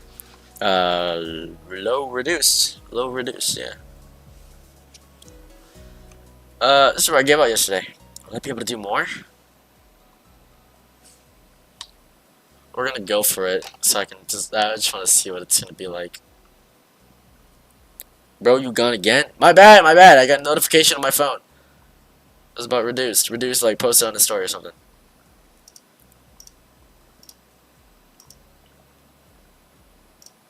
Okay, we're gonna go for it. What am I doing here? Am I really just going to fold and let Emmy pull ahead? I speed up. The second lap done quickly, and without even considering it, I keep going. Emmy looks back over her shoulder at me and grins. Still going? What? I'm unsafe. Yeah, that's how it's gonna go. Emmy laughs about breaking her stride, no less, and speeds up even more. Well, if this is the way we're gonna play things, I increase my own pace as well. I can feel my lungs burning, and my legs are starting to question just what the hell I think I'm doing. Lactic acid screams in my muscles, but I close my ears. I can't let myself fall behind, because that would be a loss. The rational voice in my head inquires mildly, just when we started playing playing the game. Wow! I'd answer it, but I'm having a lot of trouble thinking present. She's so fast. So how the hell does she keep up? It's like a string pulling at my chest, a choking feeling of narrowness and pain. Before I can think of anything else, oh shit, the track disappears from under my feet. I stumble, one hand shooting to clutch at my chest, the other hitting the track and keeping me from falling on my face. Emmy whirls around and her eyes widen. Hiso! She yells at me, sprinting from the other side of the track. What's wrong? Nothing. Just keep your breath steady. Calm down. Don't panic. Don't panic. Do you need me to get the nurse? I close my eyes, shutting out the outside world.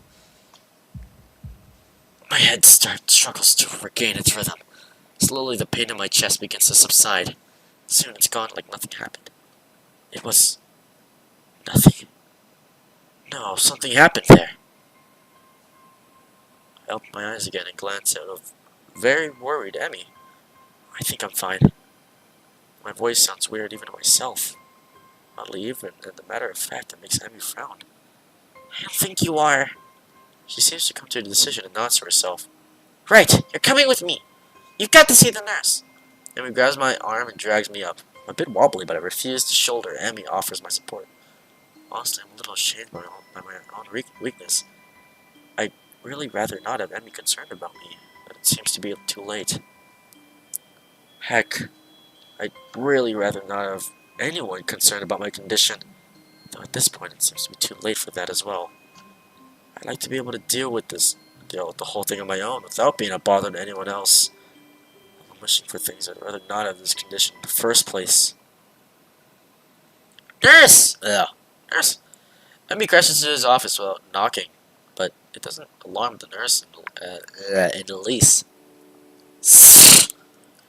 Good morning, Sunshine. What's up? Sunshine. Anyway, he calmly sips from his coffee mug, but lays it down after following Emmy's gaze to me, looming in the doorway. Hiso, what brings you here? Yeah. We were running and he stumbled over and started grabbing at his chest. And I thought, Oh, easy there, Emmy. Calm down. Hiso, what happened? I don't know. We were running and then my chest started hurting like that time before. But it went away after a few seconds. It was just a flutter or something. The nurse frowns as if to say just a flutter is some kind of oxymoron. I didn't mean quite this when I suggested to get some exercise. You've got to be more careful, Hiso. I was being careful, I just... Come to think of it, I just got to erase it from a member of the track team. Doesn't seem as well reasoned as I thought it would. Just what? That is... I was racing Emmy. Emmy, is this true? Emmy fidgets looking adorably contrite. well... Finally, she can't seem to bring herself to say it aloud and merely nods. The nurse sighs and rubs at his forehead with one hand tightly. Emmy, you've got to be more sensitive to the limits of others. I don't know if he told you, but Hiso has a bad heart, and getting him to race you was incredibly irresponsible. Actually, I started it. The nurse is stunned by my statement. You what?! We were just running and Emmy started to pull away, and so I, sped up to catch her. The nurse stares at the ceiling, mutters a prayer for patience to some god or another, and looks back down at the both of us. So, you're both stupid. That's a comfort, I guess. Now, come on, Isao. I've got to make sure your heart's not going to explode or something. I dutifully obey and follow him to the adjacent room where we asserted that I am, in fact, not gonna kneel over and die. So how does it feel? I don't know. Nothing much. Tired, but it might just be from the exercise. You should stay here for a few hours and rest. We'll see how you feel after that. I'm not going to object, so I lie down on the infirmary bed. A thoroughly miserable Emmy comes in after getting an earful from the nurse in the other room. Damn. I couldn't hear what he said through the closed door, but I'm sure it wasn't pleasantries. Yo, I'm back. What's up? Look, I'm really, really sorry. I should have been more careful. Hey, you didn't know, it's not your fault.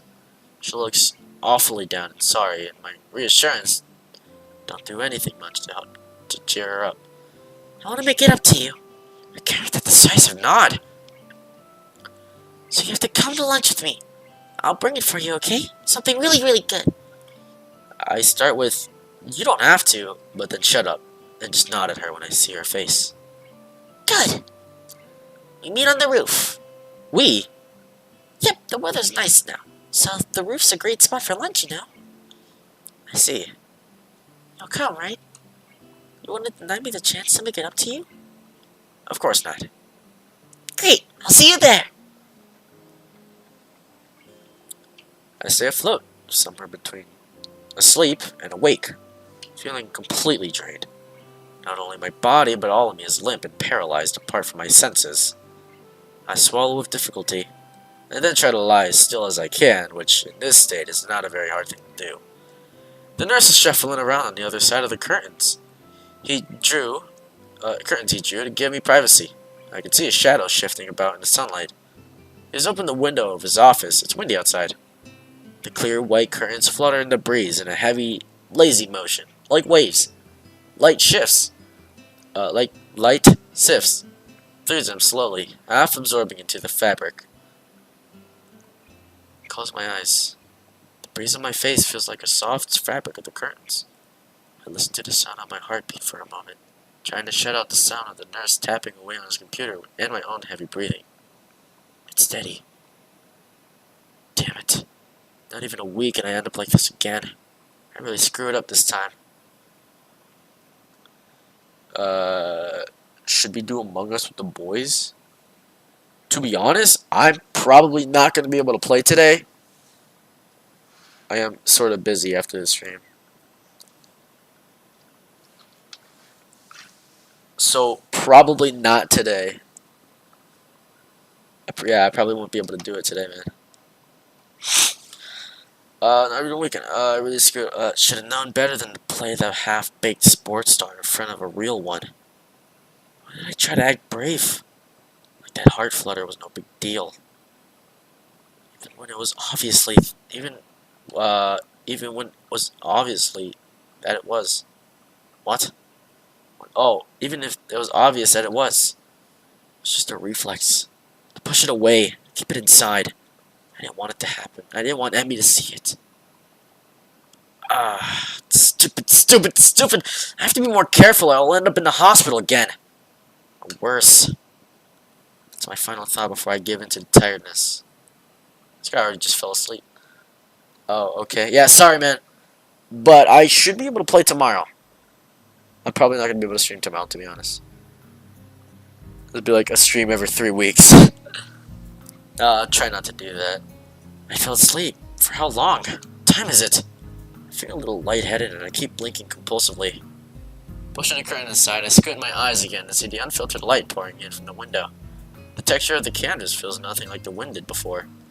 The nurse looks up from his work, sitting exactly where he was before. How you feeling? I can't really tell, so I don't answer anything. I'm feeling kind of groggy from falling asleep at such a weird time. Hopefully I don't look too weird. What time is it? Me croaking the question to gain some orientation, the nurse looks at his wristwatch before answering. Things seem to happen in slow motion. 10:15! I try to think for a moment what that means, but I'm not really sure. Didn't answer my question, Isao. Fine. Climb down from that bed then, and let's see how you're doing. Don't... I tried to do exactly that, only to sway dizzily when I moved too fast. The nurse moves to support me by an arm and sighs. Stand up too quickly. That's what I was gonna say. Just sit there. I'll check your pressure to make sure.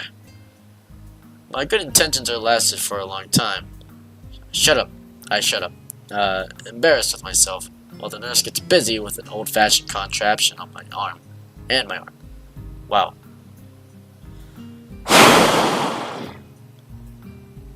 After a couple of minutes, he puts it away, looking neither pleased nor unhappy. You're alright. Head stop spinning? Yeah. Good. And how are the contents doing? You didn't show very good judgment out there, Isao. I swallowed a retort I was gonna make. It's what I was thinking about. It's what I was thinking myself, but hearing it stated by someone else makes me want to protest. What he's saying is not pleasant to hear. Doesn't make him any less right. No, sir. He nods, still looking as neutral as he was before. It would be easy to anger him if he said, told you so or something, but he doesn't. I can try to help you keep your health, but ultimately the last call lies with you. Hopefully this little episode will be something that'll remind you of that. Here, a note for your teacher to avoid interrogation. I take this little paper he's offered, and then make my leave, because I can't think of anything else to say, or even really want to. Wow. Stay out of trouble, you hear me? I don't think it was anything but a scare, but next time could be different. I hear you. There's some way to get to the school building straight from the auxiliary building, but I'm not keen to find out and possibly get lost, so I go from the exit that I know works. I stop at the stairs at the auxiliary building, deliberating for a moment between going to the dorms to get my books and stuff or going straight away to class. The sun stings my eyes, so I head towards the dorms. The halls are quiet as a courtyard was. Naturally so, since everyone is in class. I knock lightly at my door 3 to 3 and push open the door when Muto calls from the other side. Sorry I'm late. 15 pairs of eyes turn to me. Good morning, Nakai. Muto seems to be somewhat confounded by my coming in late, as if I interrupted his flow or something. Judging from the rambling lectures his classes tend to be, that might be the case. I pass him the note the nurse gave me. Muto takes it. Oh, wow. Man, what did I accidentally skip? Muto takes it and reads it quickly. Okay. He lifts his eyebrows and gives me a stern look. But doesn't say anything. Just nods solemnly again. I shrug and he gestures at me to run along, so I naturally do. Wow. The class goes on lazily. I think I'm starting to get into the rhythm of the school. I've even stopped worrying about taking notes and being overly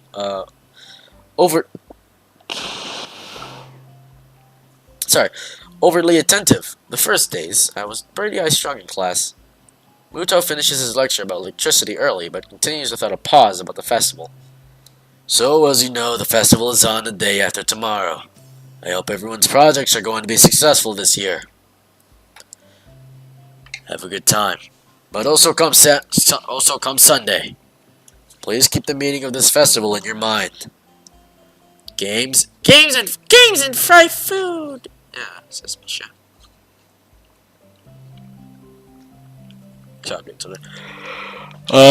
Everyone burst out in laughter, and so do I. Yeah, Misha's pretty funny. Misha, it's really that funny.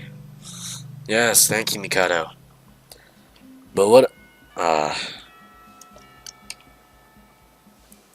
Since nobody seems to pay attention anymore, he gives up and sits down. It's crowded in the hallway, or as crowded as hallways in his school probably get. Most of the students seem to be heading down for the cafeteria. Normally I join the flow and grab a lunch myself, but today is different. Today I've been invited to lunch on the roof. An odd location, but that's where I was told to go. Oh my god, hold on, my sisters want me, I'll be right back.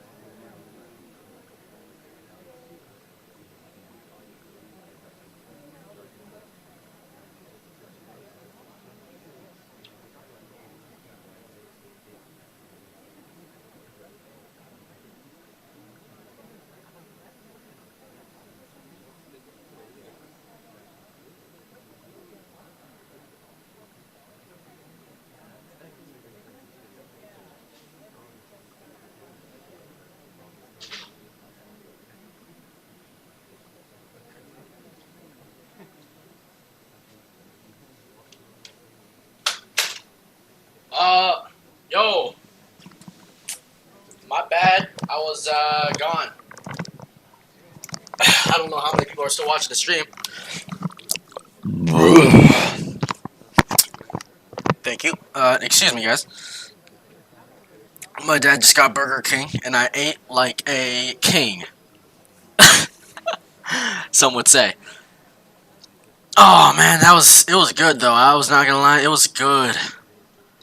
I got like a Whopper. My brother gave me my brother gave me his pickles, so I love pickles, man. That was good. That was good. And then I ate like I like a fish or a chicken sandwich. Oh, I'm full. And then a whole like large cup of Coca-Cola. Oh, just so good. All right, don't mean to brag, but let's get let's get back into what the hell we were doing. Fortunately, I managed to find shelter from the storm in the lee of the classroom door. Hopefully, we can raise up some girls today. Eventually, the torrent subsides, and I step tentatively out into the hallway, only to be met by Emmy, who comes flouncing down the hallway like a cannonball. Oh, hey, hi, Hisao. Great timing. I have super extra lunch today. As promised, let's go upstairs. Can you even go upstairs? The stairway to the roof is a little dilapidated, but it's clearly been used recently. Ugh!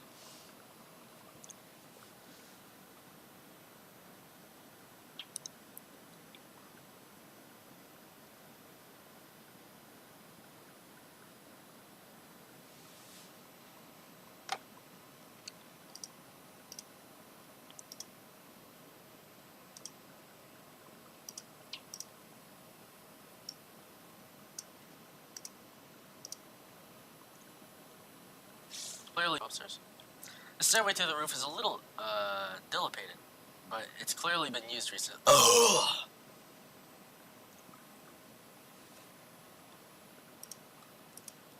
I didn't feel the burp coming. You know how like when you burp, you feel it coming at least? I didn't feel it coming that time. I did. I swear you not. That burp just came out of nowhere. I'm sorry, I didn't read that line. At the top of the stairs is a door, complete with missing padlock. I wonder who the intrepid individual was that removed the lock. Well, and now it just says there's only one person watching, and that one person would be me. Sorry, that Coke was just so good. I'm burping a lot now. If you hear it, it's because of the Burger King. Oh my god. Nobody's watching this anymore. Emmy shoves the door open and steps beaming into the sunlight. Suddenly, a tall, dark stranger appears out of nowhere, standing impossibly in front of us. Emmy flinches back, almost falling down the stairs. Bro, you good? I'm good, man.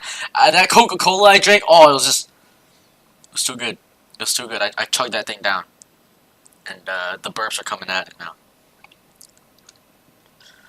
Eek! Hello. I'm watching. Yo, what's up, Steeler? I thought everyone was gone, to be honest. I didn't get to see that. What'd you say? Yikes! Yep, yeah, yipes. You scared me, Rain. Wait a minute. I know that name. Wait, isn't she? Hello. Noticing that Rin is speaking to me, Emmy looks curiously at me. You two know each other? I look confusedly at Emmy. She's that friend of yours? Rin has turned her gaze towards the clouds drifting above the school. I didn't know you knew this person, Emmy. The awkward silence lasts only a few seconds until Emmy lets out a tiny giggle, shrugging the coincidence off. Bro, I'm always here for you. Heart emoji. It's kind of gay, Gojo. I always make that reference, but nobody gets it. Nobody gets it. Oh yeah, thanks, bro. Especially, for my streams. So, like, not a lot of people watch my streams. Oh, you're always here for me, except for those times, dude, you weren't here for my streams.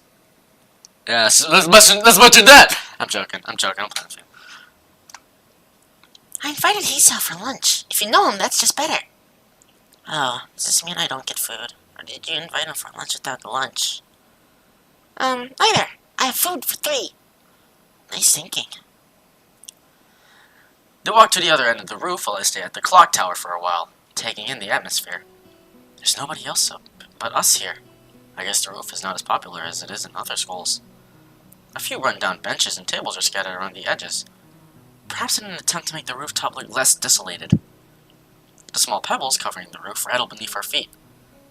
I peek through the chain link to the chain link fence to take a look at the school grounds from and beyond.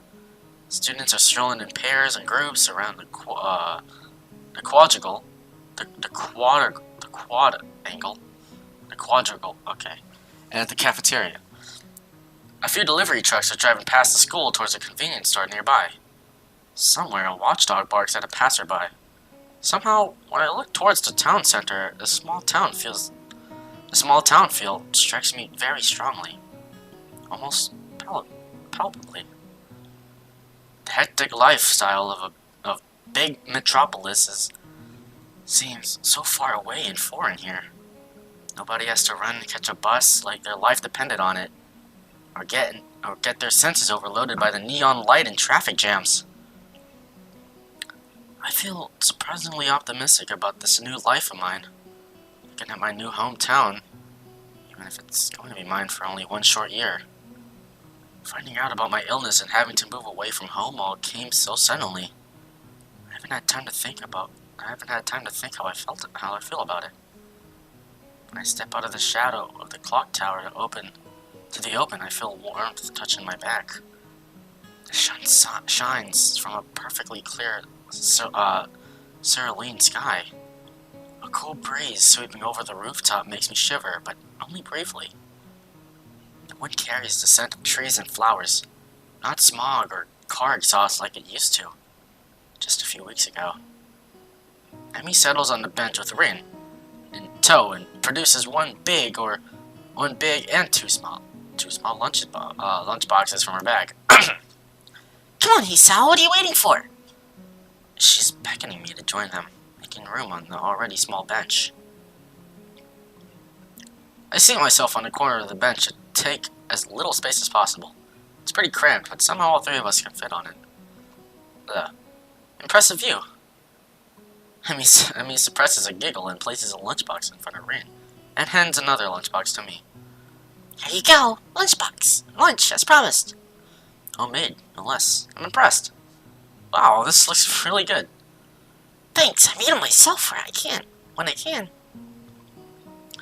Conversation dies off as I said about the business of feeding myself. Taking a few bites, I glance up and notice Rin deftly opened a lunchbox and popping a forkful of food into her mouth using only her feet. There is no bench. Hello? There's a bench. I mean, probably. If it says there's a bench, I guess. Even though I've seen it before, I can't help but be impressed at her dexterity. It's also a reminder of the sort of place I am in right now. Will I ever get used to the sight such as this? I can't decide if getting used to such a thing would be a good thing or a bad thing either. Does getting used to a place mean that I'm giving up on being a normal person? Or does it just mean I'm becoming more understanding about those around me? I'm distracted from my thoughts by the sight of Emmy tearing into her lunch as if it has insulted her ancestors. You seem pretty hungry. Emmy looks up, mouth half full, and swallows before nodding. My morning run always works up an appetite, which is great because then I burn through lunch pretty quickly. Helps me keep my girlish figure. What would happen if you lose it? Would you become a man? I very nearly choked on my lunch trying not to laugh.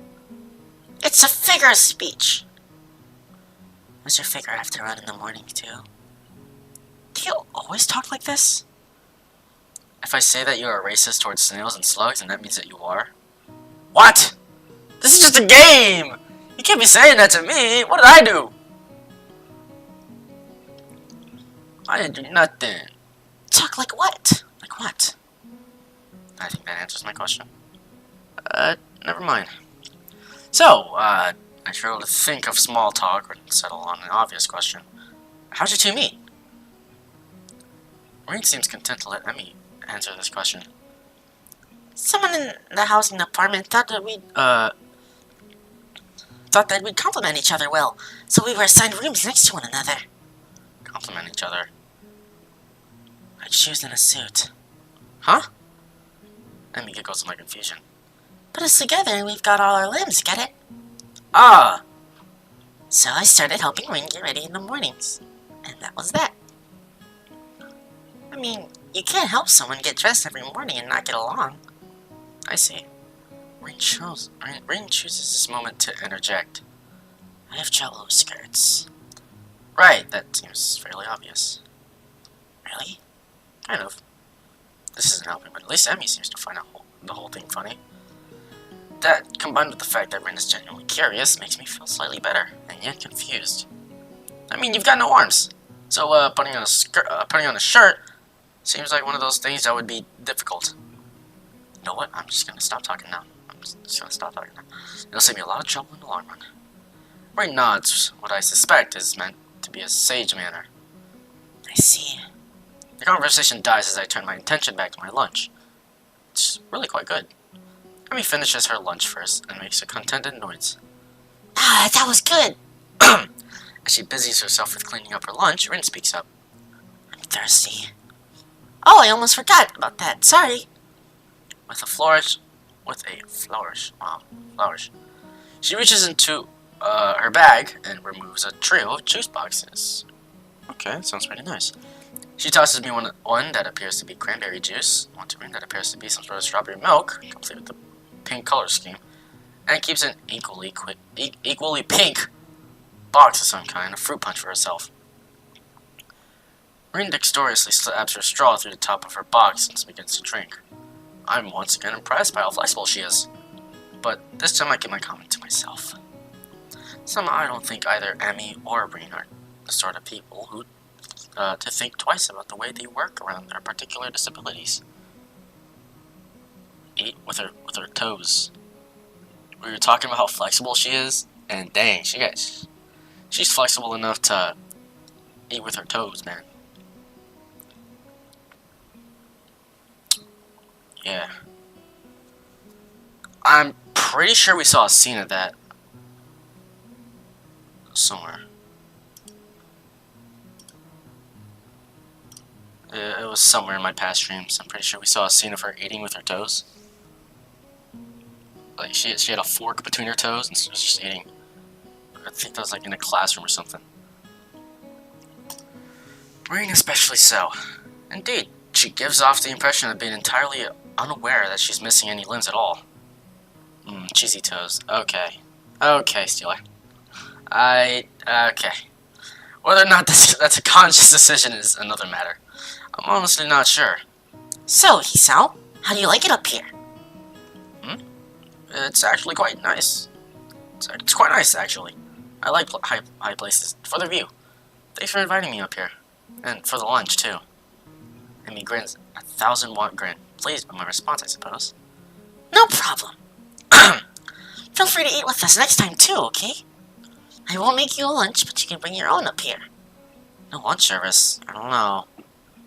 Emmy looks mock offended. Trying to take advantage of my good nature.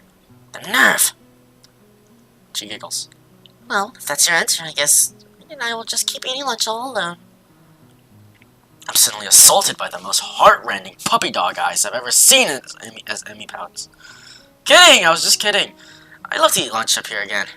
Good location and the company's okay too. Emmy frowns a bit at my declaration of okay, but seems happy enough that I've accepted her invitation. I guess this makes us friends now. Or at least, acquaintances. The lunch bell rings, signaling a return downstairs. Rin, you didn't finish your lunch again. I wasn't that hungry. If you don't eat more, you're gonna fade away. If you can make her laugh and giggle, okay. Shut the fuck up, Steeler. What the fuck are you... Stop! Quit it!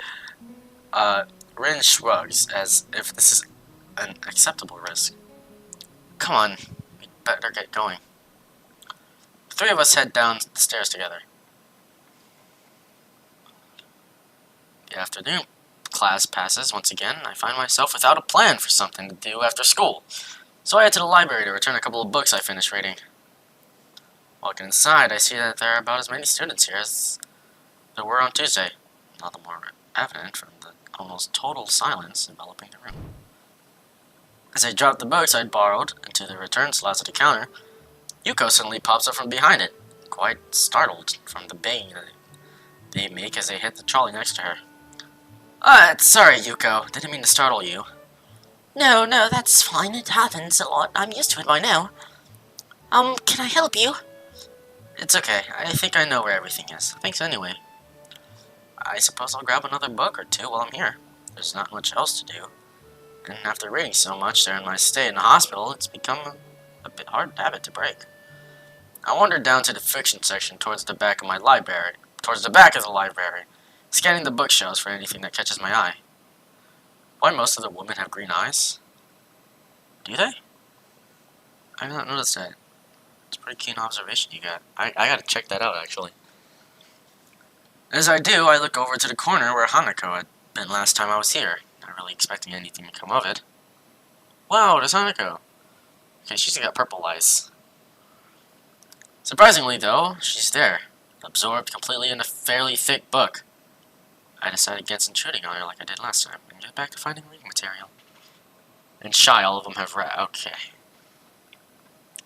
Calm down. Whoa. Whoa there, Sealer. You might be getting a little out of yourself. They might be big, but we never judge.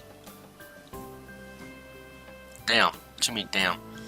After an indiscernible amount of time spent persuading the aisles, I finally decide on a couple books to get and slide them off the shelf.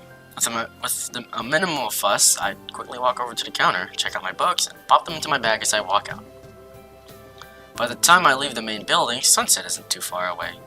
A small trickle of students remain, but the majority have left, presumably to their homes and dorms. Feeling utterly drained, I head to my room to read the books I borrowed. There's been enough action and excitement for one day already. First is Alice's Adventures in Wonderland. I know the story, of course, but I've never actually read the original book. It's just as trippy as I remember the story to be, with wacky characters and nonsense plot. I start thinking to myself as some kind of Alice too, haplessly tumbling down the rabbit hole into crippled Wonderland. Okay, that's a rather strong expression. Still, the isolated location the overt way the school accommodates to absolutely everything is unsettling. It is like another world. I wonder why I can't shake the feeling of being an outsider like Alice, despite most everyone being so hospitable and friendly with me. Turning another page, my mind starts drifting further away from the book. It's quiet. I can hear my heartbeat thumping against the fabric of my shirt. For some reason, it makes me feel really bad, like it has sensed that time in the forest with Iwanako. Like I was locked in a cage or something nasty and scary. Yeah, it was like snowing in the forest last time I remembered. I put the book down for a while and stared at the ceiling, taking my time to shake off the feeling. Is that like a rhyme or something? 200 pages later, I fall asleep.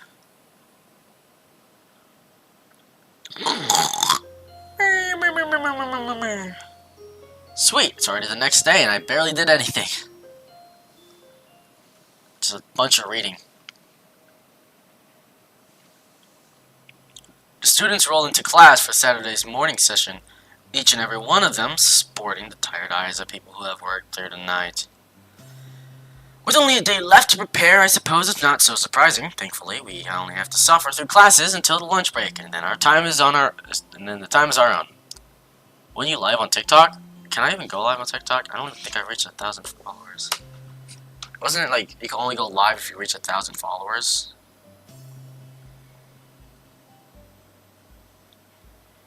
I'm only at 305.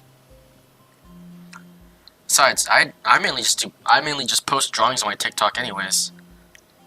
So if I did go live, it'd be like a a drawing live stream.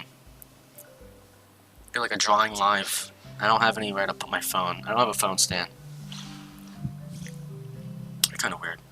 Muta lurches into class in a tired stagger. I suppose students aren't the only people here that enjoy their late Fridays nights. Who is this uncling? What? It's our teacher. Without saying a word, he scrawls some page and question numbers on the board and slumps down at his desk. It's completely atypical behavior for him, but it appears that no one in his class is going to call him out on it. Wordlessly, the students shuffle their textbooks into position and get to work. Not wanting to break the trend, I do the same. Fatigue has made this class antisocial. Not a peep is heard among the ruffling papers. That could partly be attributed to the 2 empty seats behind me. For some reason, Misha and Suzune aren't present. Probably doing council work at the festival. Misha and Suzune aren't here! Suzune. It's very quiet without Misha present. Yeah, I wonder why. I wonder if she was born as rowdy as she is, or she's making up for Suzune's lack of voice. Nakai, can I speak to you for a moment?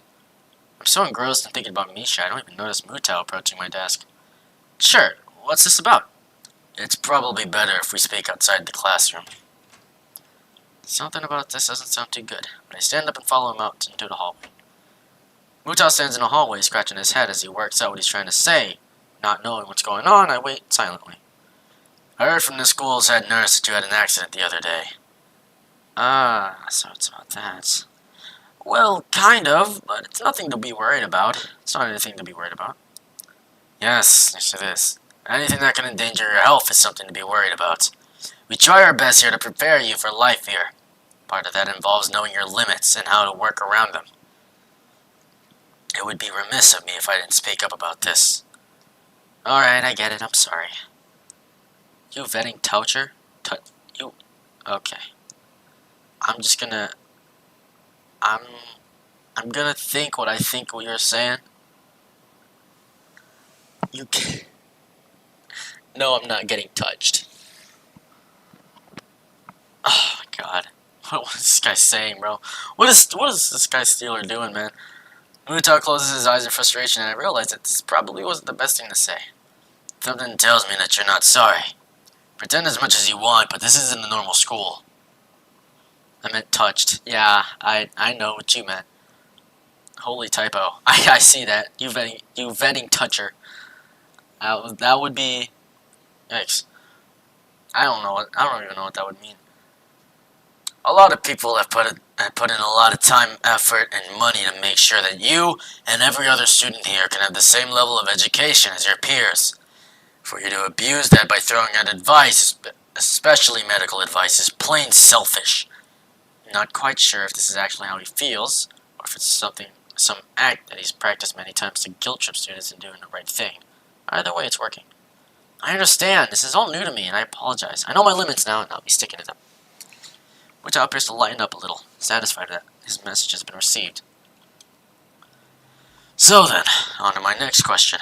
How are you finding your studies? I understand you were laid up for a while. We're not too far up ahead, are we? I don't really think so. I tried to keep up when I was at the hospital, so it hasn't been too hard.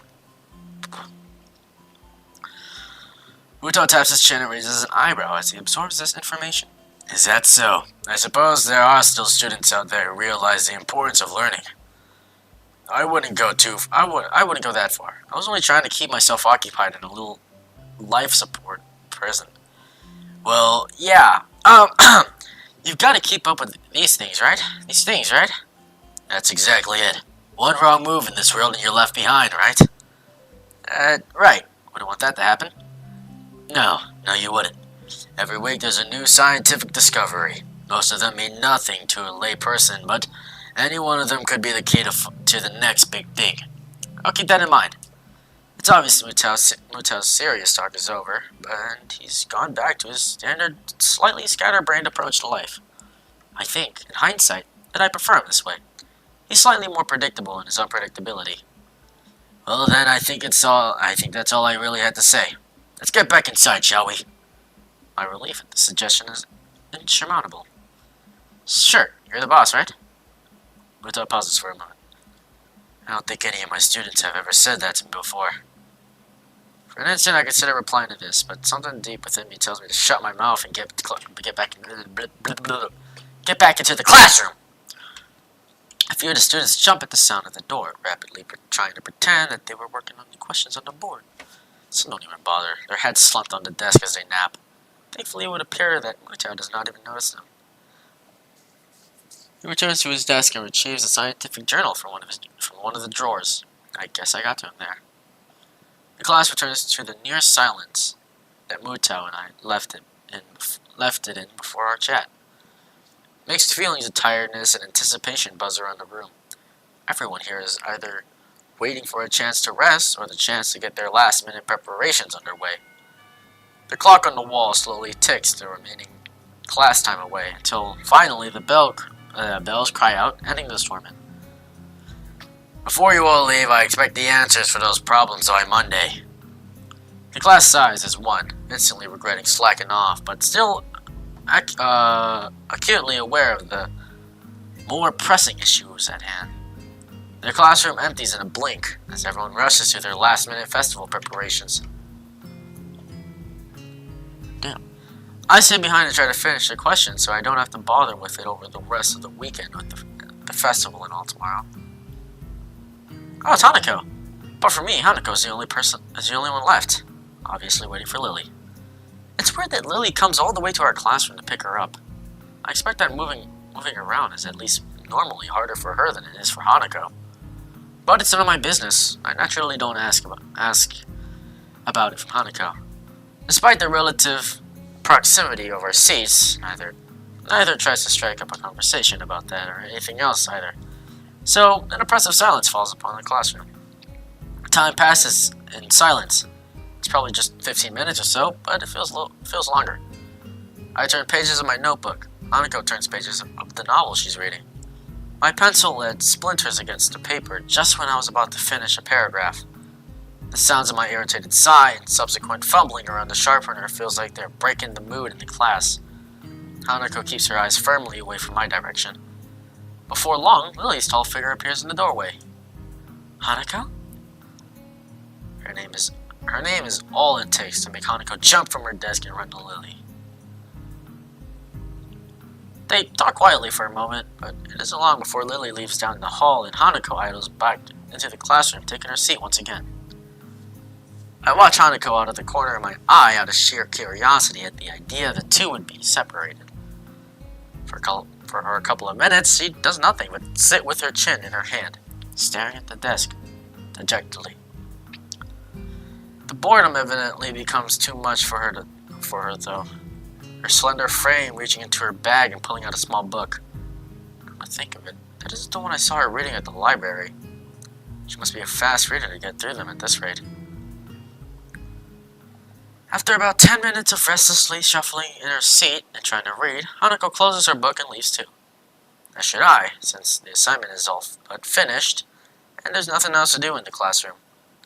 Not that I have anything to do anywhere else either. The school is a beehive of activity, but nobody pays me any heed.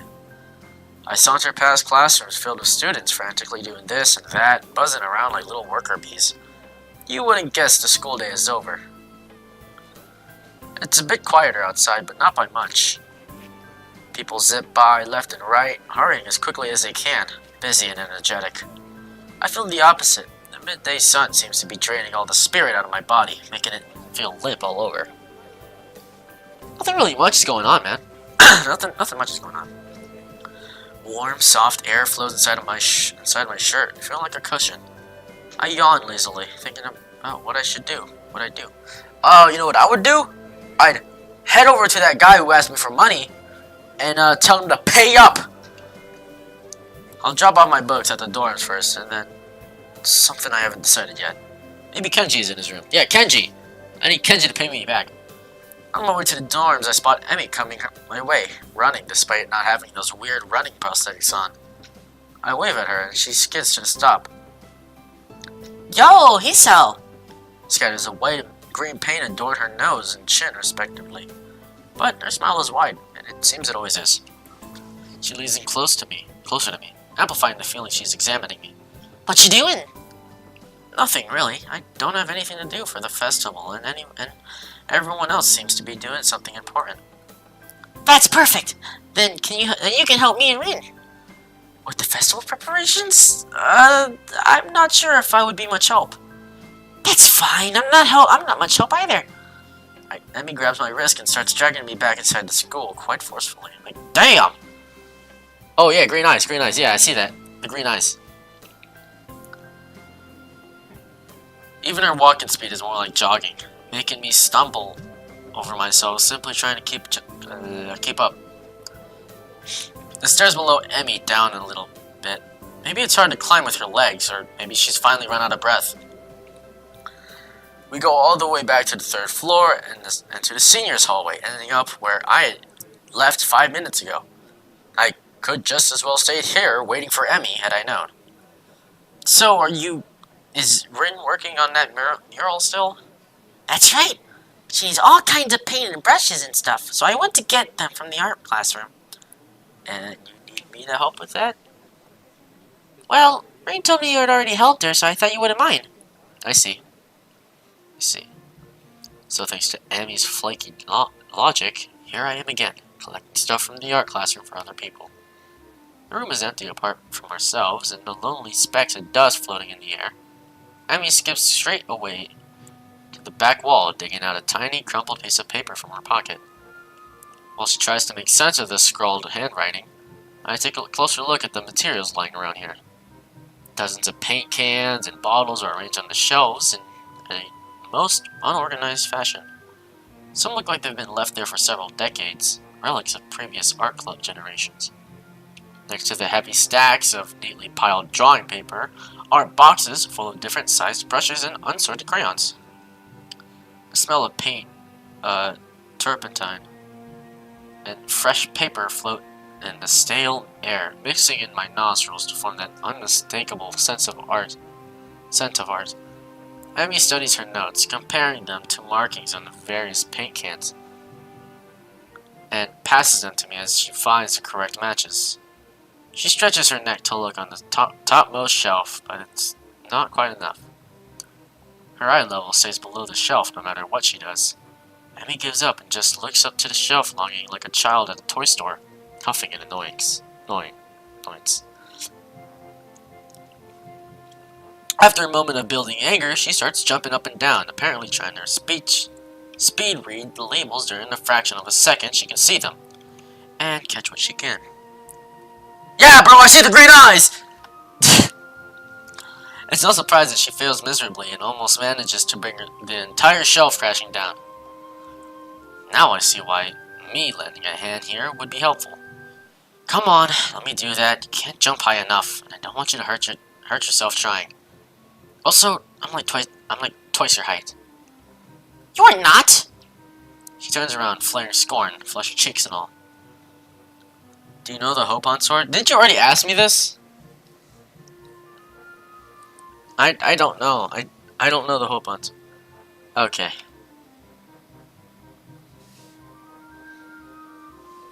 I'm done with you, Sailor! I'm done! That's all I gotta say. Just kidding. Anyway, I'll look up there, okay? She glares at me one more time, but can't come up with a retort.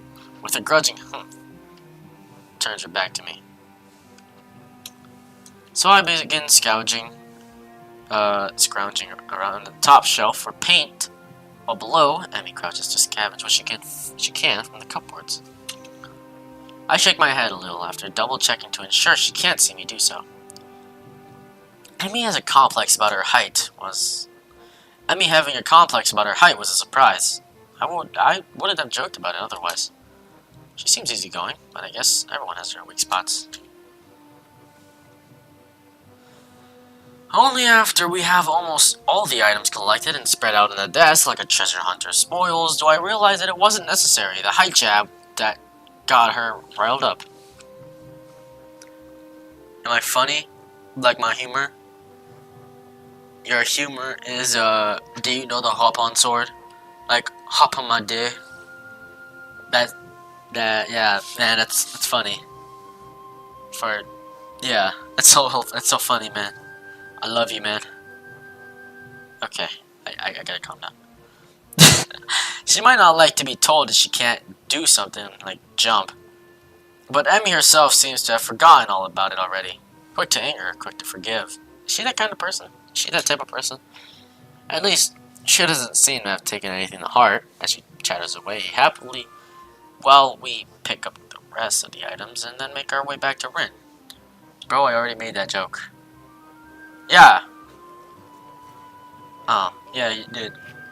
I love you too. Yeah, bro, I know you made that joke. Why do you, I just read it. I just had to reread it for everybody in case they didn't get it. Rin is really stressed about getting her painting done. Rin is really stressed about getting her painting done. It's her own fault, though. She should have started earlier. She gonna make it? No idea. It looks good to me. But with Rin, you never know what's going on.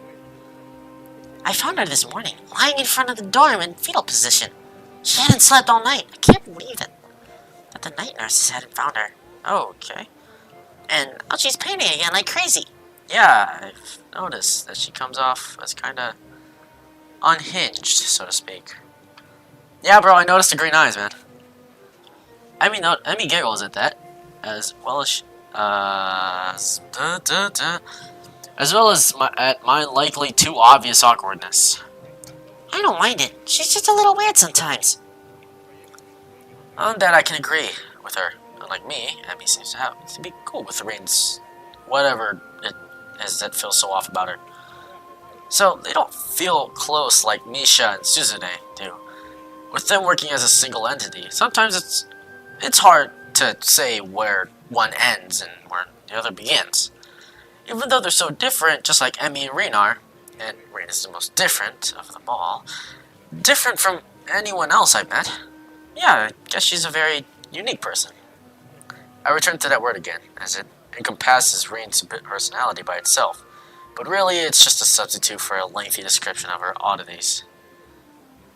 Did you see her green skirt? What about the green skirt? I'm pretty sure it's also green. Yeah, you know those trees in the background? They're also green! I'm sorry, yeah, alright. Sorry, my bad. Let me giggles as I grasp about, for a properly descriptive word. She's just weird. You know, earlier she just spent half an hour sitting on her box and stared at her toes. Got anything to say about that, Steeler?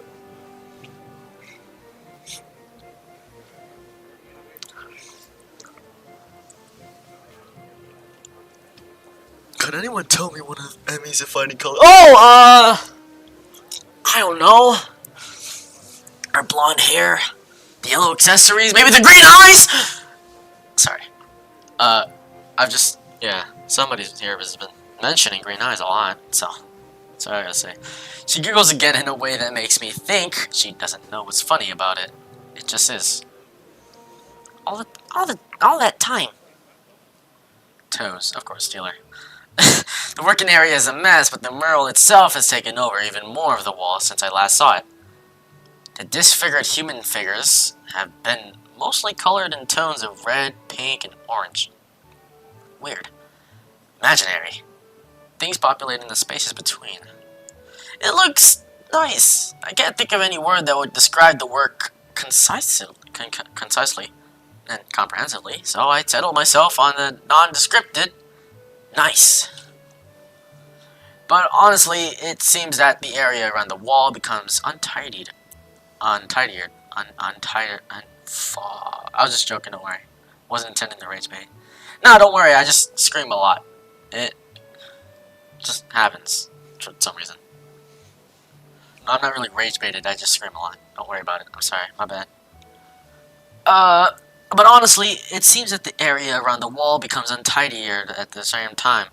At the same rate as the mural progresses, yeah. The ground is littered with dozens of paint cans, various art supplies, and empty soda bottles. Rin herself is in the center of this chaos, standing there looking very cozy as if she was a natural part of the scene. But, yeah, Steeler, I see where you're coming from. I can't tell if those are... I'm pretty sure it's like a bluish green. Or just blue. Blue eyes. I mean, from a certain angle, I guess they are kind of green. But I'd say they're like a mix between blue and green. Green's eyes. Her pant legs have been rolled up to her knees, exposing her thin legs, which sport a drying spectrum with war paintings, similar to those on Emmy's face. Green eyes. Okay. Yeah, but they're like a different. They're like differently green, right? Yeah, okay, I guess you were right, Steeler. Green pants. Oh yeah, it's green. Yeah, I see it. I would say like that's like part of their uniform or something. You know, the green pants. She is green. No, she's not. She's not green. Emmy sprints to Rena ahead of me and gleefully jumps in front of her. I'm back. Hey, Emmy. That was fast. Did you run into the corridors again? Hiso helped me. Emmy points victoriously at me. Rain turns around, following Emmy's finger with her eyes, looking in my general direction. She nods absent-mindedly at me. She looks like she hasn't slept since last night. A vacant, glazed stare that focused slightly off me in movements, like in a slow-motion movie. Hello, Hiso. Thank you for your help. Don't mention it. I just did. Never mind. Looks like you've made progress. Looking good as far as I can tell. Now you get more bad luck. I know, but I'm willing to take the risk. That's a very nice thing to say for me. Of course, not for you. This is why artists are always unlucky. They have to constantly look at their unfinished paintings. So artists can't find romance. Their favorite TV shows are cancelled or they die young because of an unspecified disease. It's a deep and mysterious law of the universe. Her eyes are green? I'd say they're more blue. Unless they're blind. She considers this for a while, looking like she's going to fall asleep. There's a boy. At the art club, you see? Blind boy, so he doesn't. See? See. You already told me. I glance sideways at Emmy, and she glances back in a way that tells she has heard this story once, too. She's heard this once, before, too. Neither of us say anything to Reen, though so she continues her monotone soliloquy, like an unfunny stand-up comedian. You should become an artist. No bad luck guaranteed. Don't you think that would be a good idea? That only blind people should become artists? No, not as such.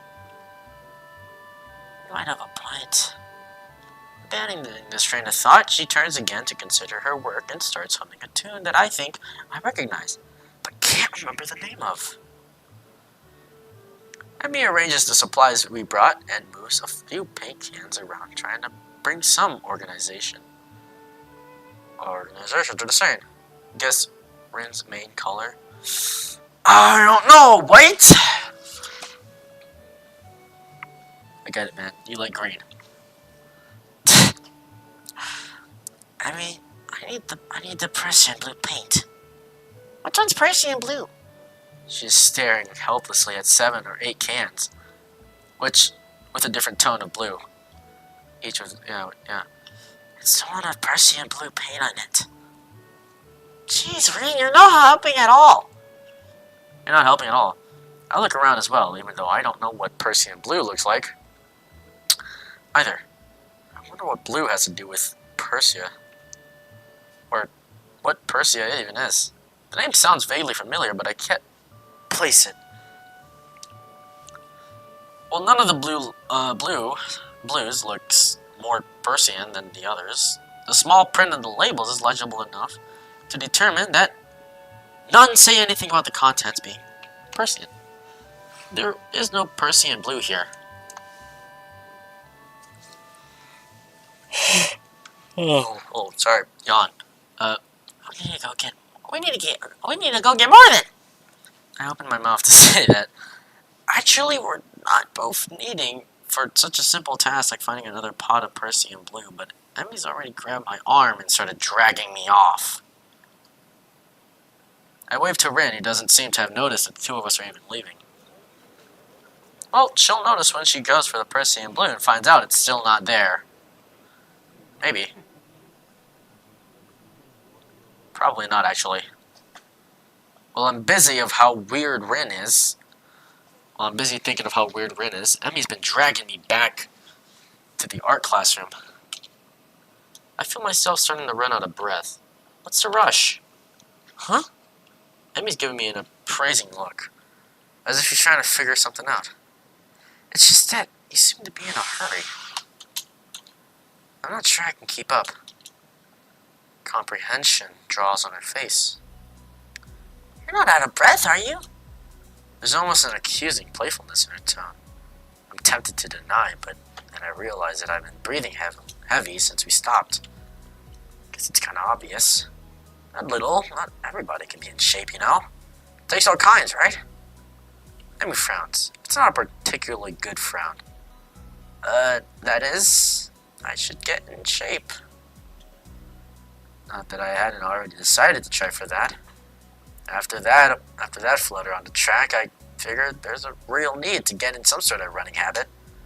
I was, after all, feeling pretty good until I had my false alarm. Well, actually, I wasn't, but it was fun.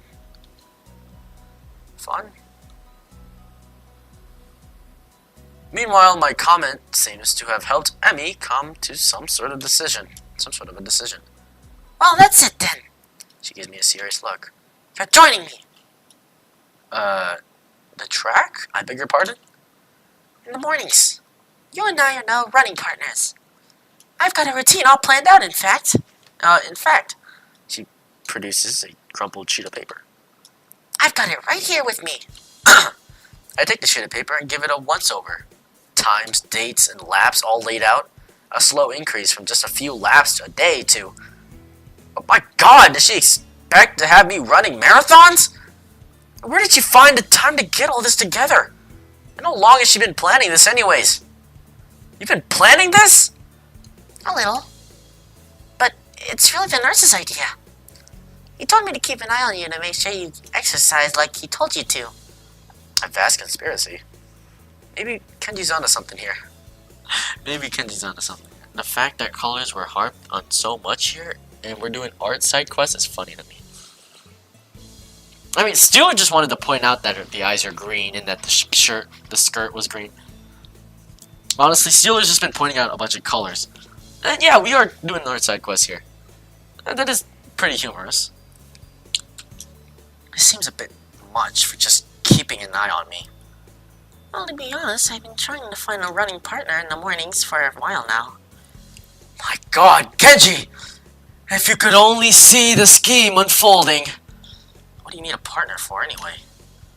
It's easier to keep up a workout if you're not the only one doing it. Isn't that obvious? You're less likely to quit if someone else is counting on you to be there, right? I'd see, and this won't only keep you running, but it'll make sure that I keep running as well. Meaning that I'll be obeying the nurse. And I'll be keeping an eye on you, just like you asked. You cut on Quick, Hisao. if I refuse? I have no intention of refusing, of course, but I've got to at least put up a token resistance to such a masterfully executed plan. Well, if you refuse, I'd have to pout. And you'd have to live with being the guy who made Emi Ibarazaki pout. You don't want that on your conscience, do you? As if to demonstrate, Emi begins pouting. It is the most adorable, heart-wrenching thing I've ever seen. Okay! I'll do it. Just don't do that! I feel like I just hit a puppy. So it's settled, right? You're going to be my running partner. Follow the workout? And the dietary plan? The dietary plan? What? Yeah, the dietary plan. You've gotta eat healthy if you gotta get in shape, you know? I examine the workout routine closely. I don't see a dietary plan on here. Oh, right, I forgot to give that to you. Another crumpled sheet of paper is produced and handed over. It's somewhat less detailed. I had the nurse help me come up with it. The amount of dedication that the nurse has to keeping me in good health is pretty overwhelming. I don't know how many school nurses who would get one of their students to spy on me, much less help come up with a dietary plan. Then again, I guess I'm not in a normal school. And maybe that's not such a bad thing. Then again, this dietary plan seems to cut out just about everything that'll be offered at the festival tomorrow. So when does our running start? After the festival. Right after? What if I've got something to eat there? I could get a stomachache, you know? I meant the day after the festival. I knew that. Is there something we were supposed to be doing? Oh, I guess we should get that paint for rain, huh? Oh no, it slipped my mind. By the time we get the paint and get back to the mural, Rain's already wandered off. Oh well. Amy and I both decided to part ways there, leaving the paint on the ground. Rain will find it whenever she comes back, anyway. Festival's tomorrow. I'm actually a little excited for it. At the same time, the week's left me pretty tired, so I read a little and then go up to bed. Oh, this is very nice. So we got a festival coming up tomorrow. Alright guys, and this is where I'm going to actually end the video because, big cliffhanger. Yeah, I'm joking guys. We're gonna see the festival. We're gonna see out the festival. I'm pretty excited about this. I want to go see the festival. The next day I wake up feeling a little lightheaded. It's almost noon already. Sleeping late is fine since it's a Sunday, and there are no classes. Not just a Sunday though. The festival as well. From my window I can already see some people at the soba booth, slinging noodles on the plates for people with a craving for low quality food. I throw back a handful of my morning meds and ponder how to spend the day. There will be few exams in the coming week, but I don't consider those as ominous as others, so I'm not as worried about them as I probably should be. With no urgent obligations regarding education, I should be free to spend the day at the festival as I like. Finishing my morning routine, I exit into the hallway, intending to go out and find something to eat. Passing by his door, I decide to see what Kenji's up to today, out of impulse. I'm curious if he has any plans, since everyone is doing something. Then again, I can picture him having built a soundproof shelter in his room, or possibly something like a fort, complete with "No Girls Allowed" sign, and the "girls" crossed out and "body" crudely scrawled underneath it.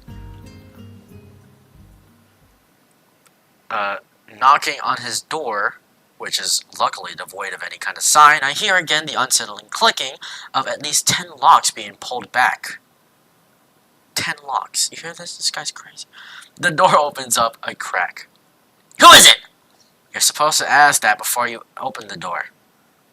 Oh, it's you! Damn, it's early. It's not really that early. What is it, man? Nothing. Was just gonna ask what you're doing today.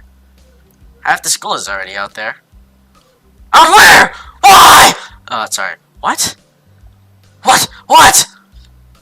Is today special? Why are they there? Who are? I can hear them. It's loud. Don't tell me. Has the invasion begun? He suddenly looks more alarmed. What day is it, man? Yeah, I guess you can't see the big wooden booths outside and people selling stuff. What the hell are you talking about? I have my curtains closed at all times to thwart the snipers. It's the festival, you know that, right? Oh shit, that's the day? Damn it. I can't believe I forgot. I don't know. I don't have my fort finished yet. This is bad. This is gonna be a very bad day. It's good you told me this, man. This is gonna be a bad day. Why? Oh man. They're gonna be everywhere! The people outside my window, socializing! Kenji rubs his temple nervously, suddenly looking very ill. It's gonna be loud as hell! Damn! I was going to go out today, but now it's ruined! Everything is ruined! This is awful! This sucks! What the hell? This really sucks! I can't go anywhere now! There's nowhere to run! Kenji seems nervous. Could even say he's majorly freaking out. I can't believe this! So, that's what today was. Damn! And I couldn't even prepare for it. I couldn't even brace myself and now it's here! I can't do anything. You should have told me this earlier, dude. I mean, at least I know, but I could have known earlier. Imagine what I could have accomplished. Sorry, I thought you knew. So I guess you're not going to do anything today? The weather is even good. Yesterday was really windy, so I thought today would be cold. It's not. Though, so there's no reason just to stay inside. Yeah, you should check the festival out. Kenji groans and covers his face with his hands. Oh, no, I can't do it. Don't leave me alive out there, I know it. That has to be a joke. But you said it with such a straight face. Relatively straight, at least. What are you gonna do? What are you going to do? We should hang out in here. You can help me build my fort. We might still make it if we work together. I wonder. I'm kind of hungry, but I made this deal that I try to take better care of myself. Be healthier, you know? I don't know if I should steer clear of the takoyaki or head straight in. Deal? Sounds ominous. So what are you getting in return? Nothing, I guess. It's not that kind of deal. You know, Emmy, from our year, she kind of agreed to watch we kind of agreed to watch each other's backs and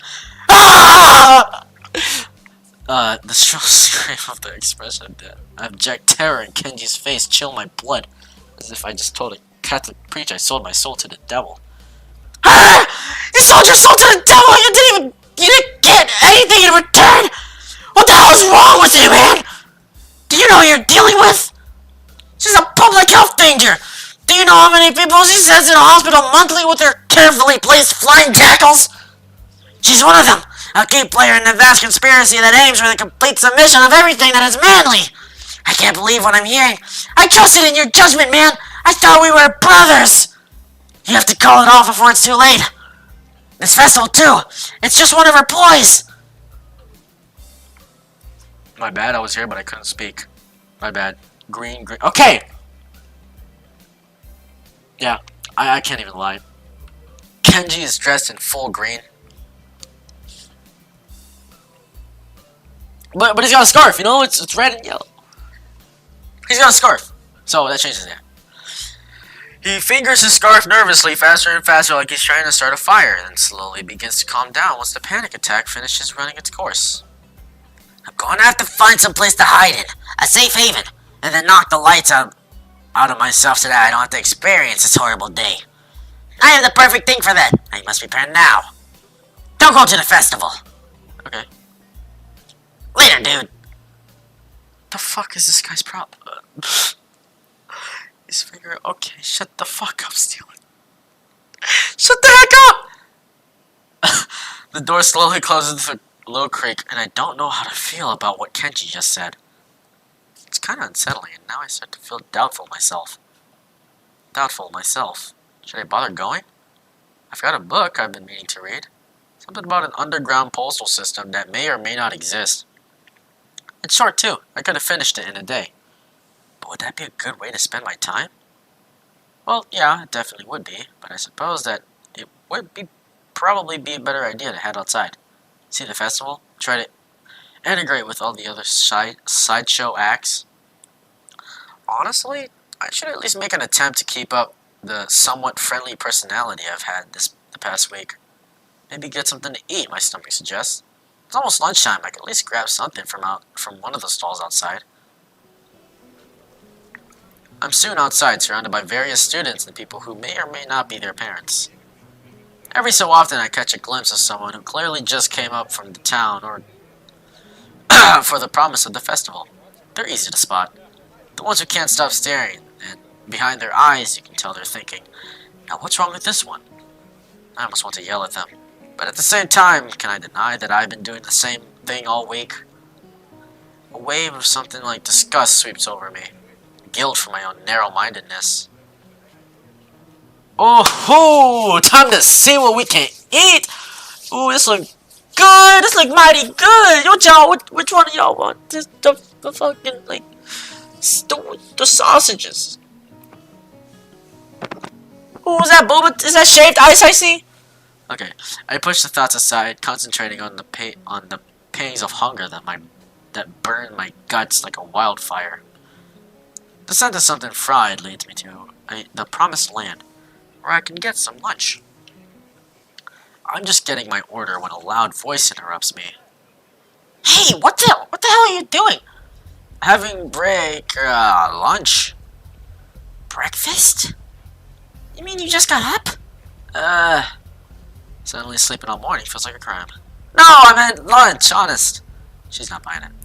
Brunch? Brunch. It's not a healthy breakfast at all. She snatches my food out of my hand and glares at me. What the hell is this girl doing? Hey, that's my breakfast! What happened to it being your lunch? That's my... whatever, it's my food! Emmy places her hand on her hips and begins lecturing me. Did you really forget your dietary plan already? Green eyes? Yeah, I see it. I see the green. You need to be more conscious of your health, Isao. What about your heart? My heart's fine the way it is, mostly. All I get in response is a roll of the eyes. I doubt that. You wouldn't be here if that was the case, would you? Girl's got a point, of course, but I'm not about to concede it. It's not that bad of a heart. Certainly can handle a little grease now and again. Yeah, sure, and it handled a little running just fine too. Emmy seems unconvinced. Not surprising, as I haven't even managed to convince myself. Maybe, but not if you're sleeping the day away all the time. A devious look suddenly crosses her face. Of course, if you'd been following a routine from the beginning, you wouldn't be in this situation. Hey, I've had a pretty eventful week, you know. For example, I almost died. There's a lot of meeting people, and then I was on the roof for a while. There's no excuse for slacking off, you know. A little near-death experience is no excuse for skipping basic exercise. Like running in the mornings. She nods as if something important had just been decided. So it's settled then. You've seen the arrows of your ways and are willing to adhere to my routine, right? I'll see you bright and early in the morning. In the morning? We'll be running buddies? You know, you'd already convinced me yesterday that this was a good idea. You don't need to convince me again. Not that I did a good job. Not that I did a good job of being convinced. She's right about eating healthy. After all, and here I am ordering up something grossly unhealthy. But delicious. There are more important things than deliciousness, aren't there? Like staying alive. If Emmy weren't here browbeating me for my poor decisions, I'd probably... Hey, wait a second! A sudden question springs to mind. Hey, why the hell have you taken such an interest in my well-being? Emmy shrugs and grins at me. You're the new guy. I figured you don't have any friends yet, right? Besides, I've caused you trouble all week, right? I owe you for not getting angry. And I told the nurse I would anyway. That crazy little girl wants to make me healthy. Well, I suppose there are worse fates. Okay, that sounds fine. Thanks for your concern. Tomorrow morning, then? I figure that ends the conversation, so I turn to leave. Does she like green? I don't know. I'd say so, yeah, probably. I mean, I think a lot of people here like green. The way they dress. I feel a hand on my collar, and in a second, I've been yanked backwards. Hey! No need to be so rough! What do you want now? Emmy looks almost wounded by my annoyed question. Bet you could use the company. Her eyes narrow. Besides, you were just going to try sneaking some more of that fried crap, weren't you? I wasn't going to, but now that she mentions it, it would have been a really good idea.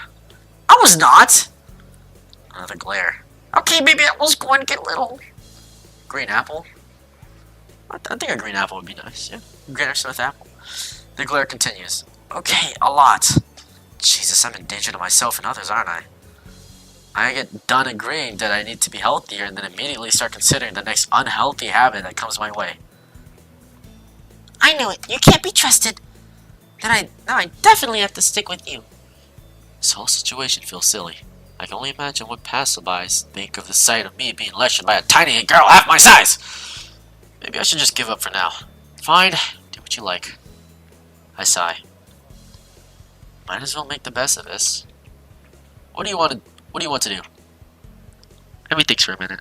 Well, I promised Reen I'd stop by her mural. So let's do that. I confess, I'm slightly curious as to how her mural turned out myself. So again, I consider there are worse fates. I give a nod of assent and find myself almost dragged bodily through the crowd as Emmy races to our destination. Look at that. It's more drawn in now. By the time we reach the dorms, I can feel my heart pounding. My heart shouldn't be pounding after just that. Take a few deep breaths, willing myself to calm down. I'm one of the most normal-looking people in the school, but I shouldn't have to be here. But I still have to be here. Sometimes I almost wish I'd lost a hand or something. At least it would be obvious that I belong here. But instead, I don't even look sick. Even now, trying to catch my breath, I just look out of shape. Emmy looks back and notices my state of distress. You're not going to die on me, are you? Please don't. It'll be all my fault. I don't want to deal with that kind of guilt. Besides, after the last time, I really don't think I need to see that again. Especially because the nurse will totally say it's all my fault. I'm fine. Guess I need to start running after all. And you wanted to keep eating your greasy whatever it was. Greasy whatever it was. See, it's a good thing I found you, right? Yes, it was. Maybe. Of course, I don't add that I wouldn't be in this state if she had dragged me across the festival grounds. Further conversation is interrupted by a sudden appearance of Ren. Hey, Ren. Oh, it's you. Hey, Ren. Hello, Emmy. Hey, Ren. I brought Hisao along because he was going to give himself a heart attack. I was not. My objection goes unnoticed. We stopped by to see how the mural turned out. Ren nods slowly. Well, it's right there. You can see it pretty clearly. I find myself wondering how long Ren's been standing here in front of the mural. Has anyone even stopped by to look at it? Are we the first ones? Obviously we're not the first to see it, of course. I mean, it's pretty big. You'd be hard-pressed not to see it. At the same time, I don't think anyone's actually talked to Rin about it. Yeah, I see the eyes. I mean, I'd say those are more blue. But whatever, man. BRB. Alright, I'll see you, Steeler. Anyone but us, that is. I feel compelled to say something. It looks pretty good. I'm still not happy with how it turned out. But I guess it'll do. She seems almost resigned to it. I'm not sure what she expected as a result, but I guess she didn't quite get there. We stand in front of the mural, taking it all in. I try my best to concentrate on the composition of the things. It's actually fairly interesting. The colors swoop and blend together, dragging me along with them. There's a dreamlike quality to the whole thing that makes me almost feel sleepy. I try hunting out some of the colors Emmy and I grabbed for her. Try as I might, I can't see any Prussian blue. Oh well.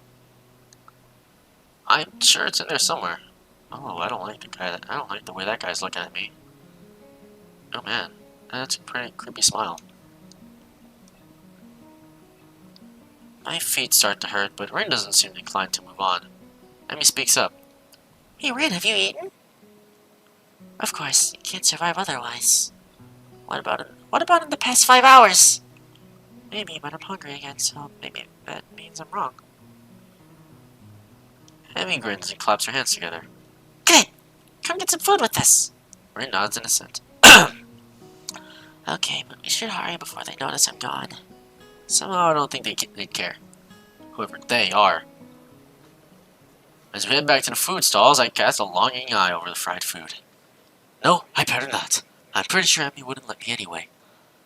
We find a nice spot on the grass and sit down to eat our purchases. Well, my purchases, anyway. Somehow I wound up paying for all the food. Surprisingly, my unfried food is pretty good. Silence falls as Emmy and Rin stares at something or other, occasionally eating a bite or two of her food. I finish my meal first and lay back on the grass. Emmy glances up from her food. Tired, Hisao?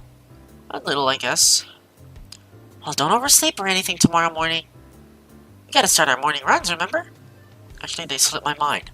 I was actually just enjoying myself, wandering around the festival with these two, actually having fun. Has actually been fun. Yeah, I'll set an alarm. You'd better be there. I'll get angry if you aren't. God forbid. I don't think God comes into it. Unless there's some kind of freak accident and your alarm clock shorts out. That might be a random act of God.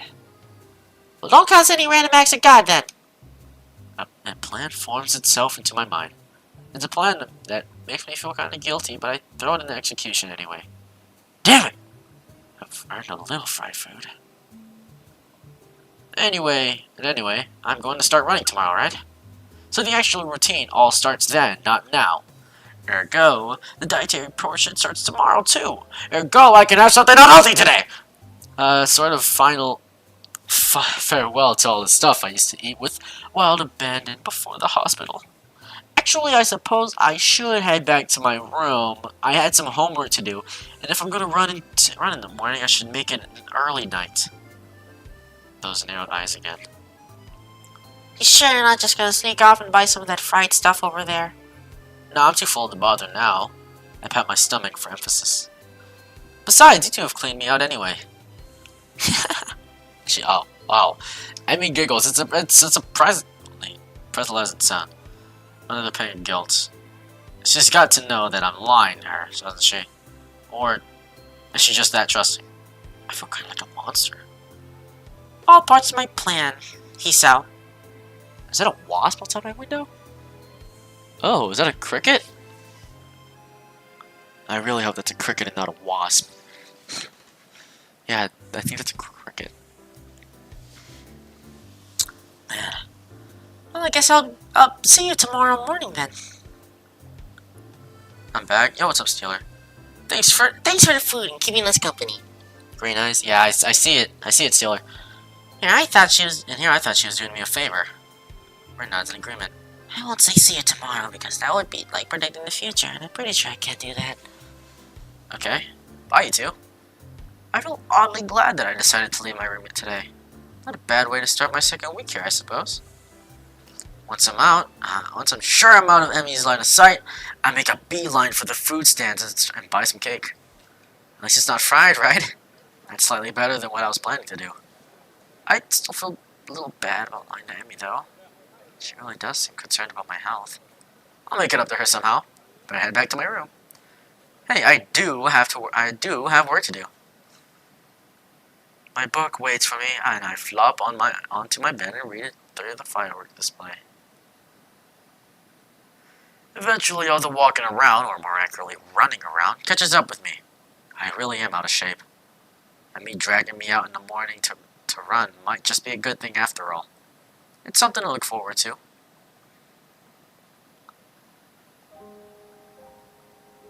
What the heck is going on? Oh, is that... Why is this cutscene going on? Okay, that's Emmy. Joining for track. Is that supposed to be me? I think that's supposed to be me. I think this is the morning run. Oh, damn, I can't even get into frame. That's crazy. Oh, I collapsed. What is this anime I'm watching right now? Yo, look at that. It's Emmy. Yo, what's up, Emmy? Nope, I don't need any help. Okay. Damn, look at that.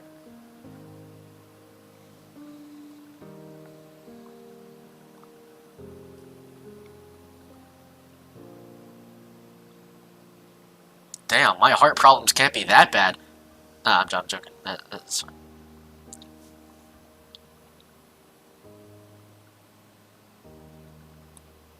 What's up with the cutscene, man? Act 2, form.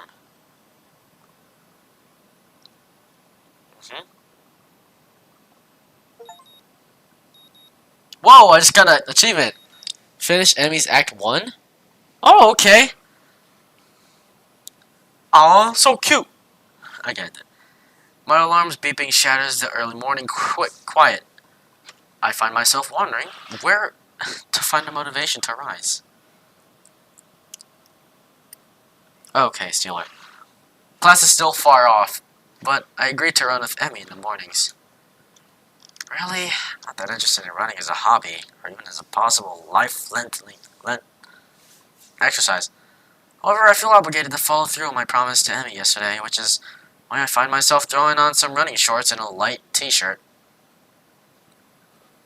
What cool morning air carcasses my face, as the morning sunshine causes the dew on the grass to sparkle, nearly blinding me at first.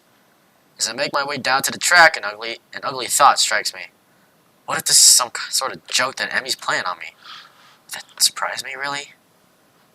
Hell, I'd probably do it to the new guy, too. At the very least, I'm sure Emmy and Rin made a bet on whether or not I'd actually show up. I feel a sense of trepidation as the track comes into view. Okay, guys, I think this is where I'm going to end it. 3 hours and 18 minutes seems like enough time, doesn't it now? So, yeah, this is very interesting, honestly. I'm honestly very interested in this story, what's going to happen. especially with Emmy and Rin. We haven't seen Misha or Shizuka at all. Alright, don't. Oh, yeah. What happened with Lily and Hanako? As that guy said, that me saying no, that she wasn't cute would actually prevent me from getting their ex, which we will actually see their ex later on when I go back and actually redo the mistake that I did. Yep, this is where we're gonna end it, guys. Alright, Steeler. Sorry, man. But I've already done 3 hours of this stream, even though the first 30 minutes was actually just me struggling. But in turn, it's like 2 hours and 30 minutes, skipping the 30-minute half of me doing absolutely jack crap.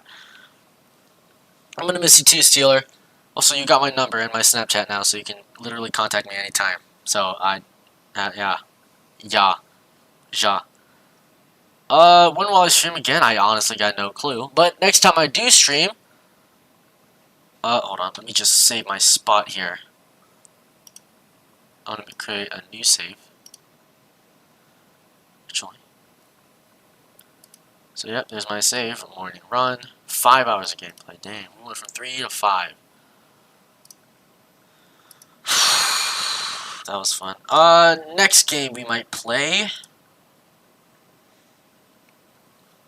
Hope you have a great day. I do too. You hope you have a great day as well, man. It has been a awesome day to be very good, very happy, and very fun. Next game we might play might be Escape from the Cursed Convent or Cry of Fear. I've been hearing a lot about this game and how like incredibly scary it is, and I wanna try it out. Okay, we'll search it up right here. Okay. It's not searching. Okay. Come on. Okay. Cry of Fear. Okay, we'll just watch the trailer. Fan made. No. IRL trailer.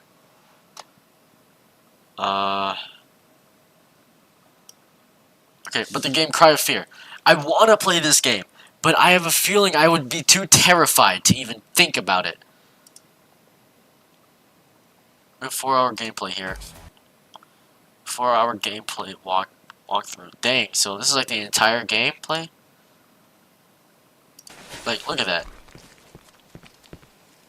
It reminds... Okay, so just from the look here, it reminds me a little bit of Resident Evil, but it's supposed to be very scary or something like that. Just look at that. It's already terrifying enough. You have to shoot these guys.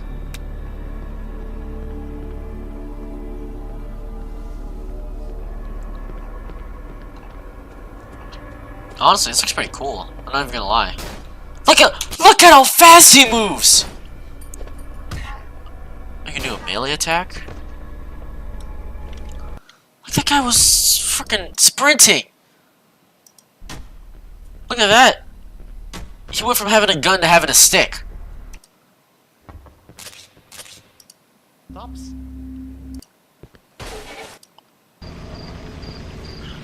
Like, man, I don't know if I have it in me to play this.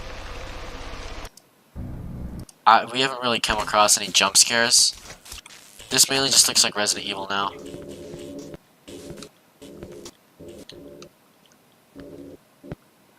Like Resident Evil 7. Well, look at that. That is just terrifying. It reminds me of Puppet Combo. This game is looking funny. Yeah. But it is like one of those low pixelated scary games. It reminds me a bit of Puppet Combo. I think you have the ball to play it. I don't know, man. I also want to do another Subnautica stream, which is maybe another time in the future, or a Once Human stream. Granted, I have a lot of experience in Once Human, like a lot of. I spent a lot of hours playing Once Human, so I will have some experience in that. Once Human is actually very good. I really suggest you guys play that. Play Manhunt. I think you told me about that game. I don't know if it's on Steam though. Gonna search it up.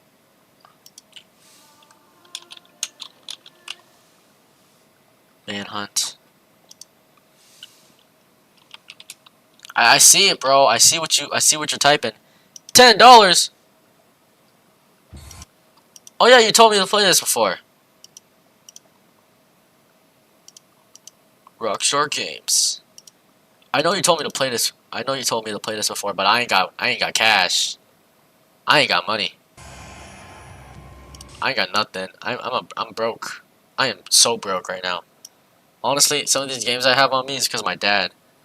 And I don't know if my dad's gonna get me any more games or something. Bro, is it steal? $9.99? It's $10. I ain't got $10 in my name. I'm relying on my dad to give me all these games. Like Black Souls are like, yeah. As for Resident Evil Requiem, my dad got my sister a PC, and it came with a free copy of Resident Evil Requiem. And my sister didn't want to play that game, so I'm like, hell yeah, I'll take it. Give me that shit. And I took it. As for Subnautica 2, I pretty much begged my dad for that, man. I had to work my ass off for Subnautica 2. But, yeah, okay, this will be the end of the stream. Thank you guys for watching. If you guys enjoyed, leave a like, subscribe, you know, all that belaying stuff. I feel like I did some pretty good voice acting here, so if you want to take some clips, you know, don't be afraid to do so. Anyways, thank you guys for watching again. At least you got like $7.50 from me, so I can get the DLC of Cuphead. I don't even have $2. I got spare change in my wallet right now. Just like maybe 43 cents of spare change. Maybe oh, actually maybe I got $2 of spare change. I don't even know. I didn't count my spare change. I can't remember. I'm gonna miss you. Yeah, I'm gonna miss you guys as well. I will be back streaming for I don't know when, I don't know how, I don't know where. Well, obviously on my PC. I just don't know when I'm gonna be streaming. Anyways, toodaloo buckaroos, and I'll see you guys in the next one. That's my outro. Yeah. So, yeah. See you guys.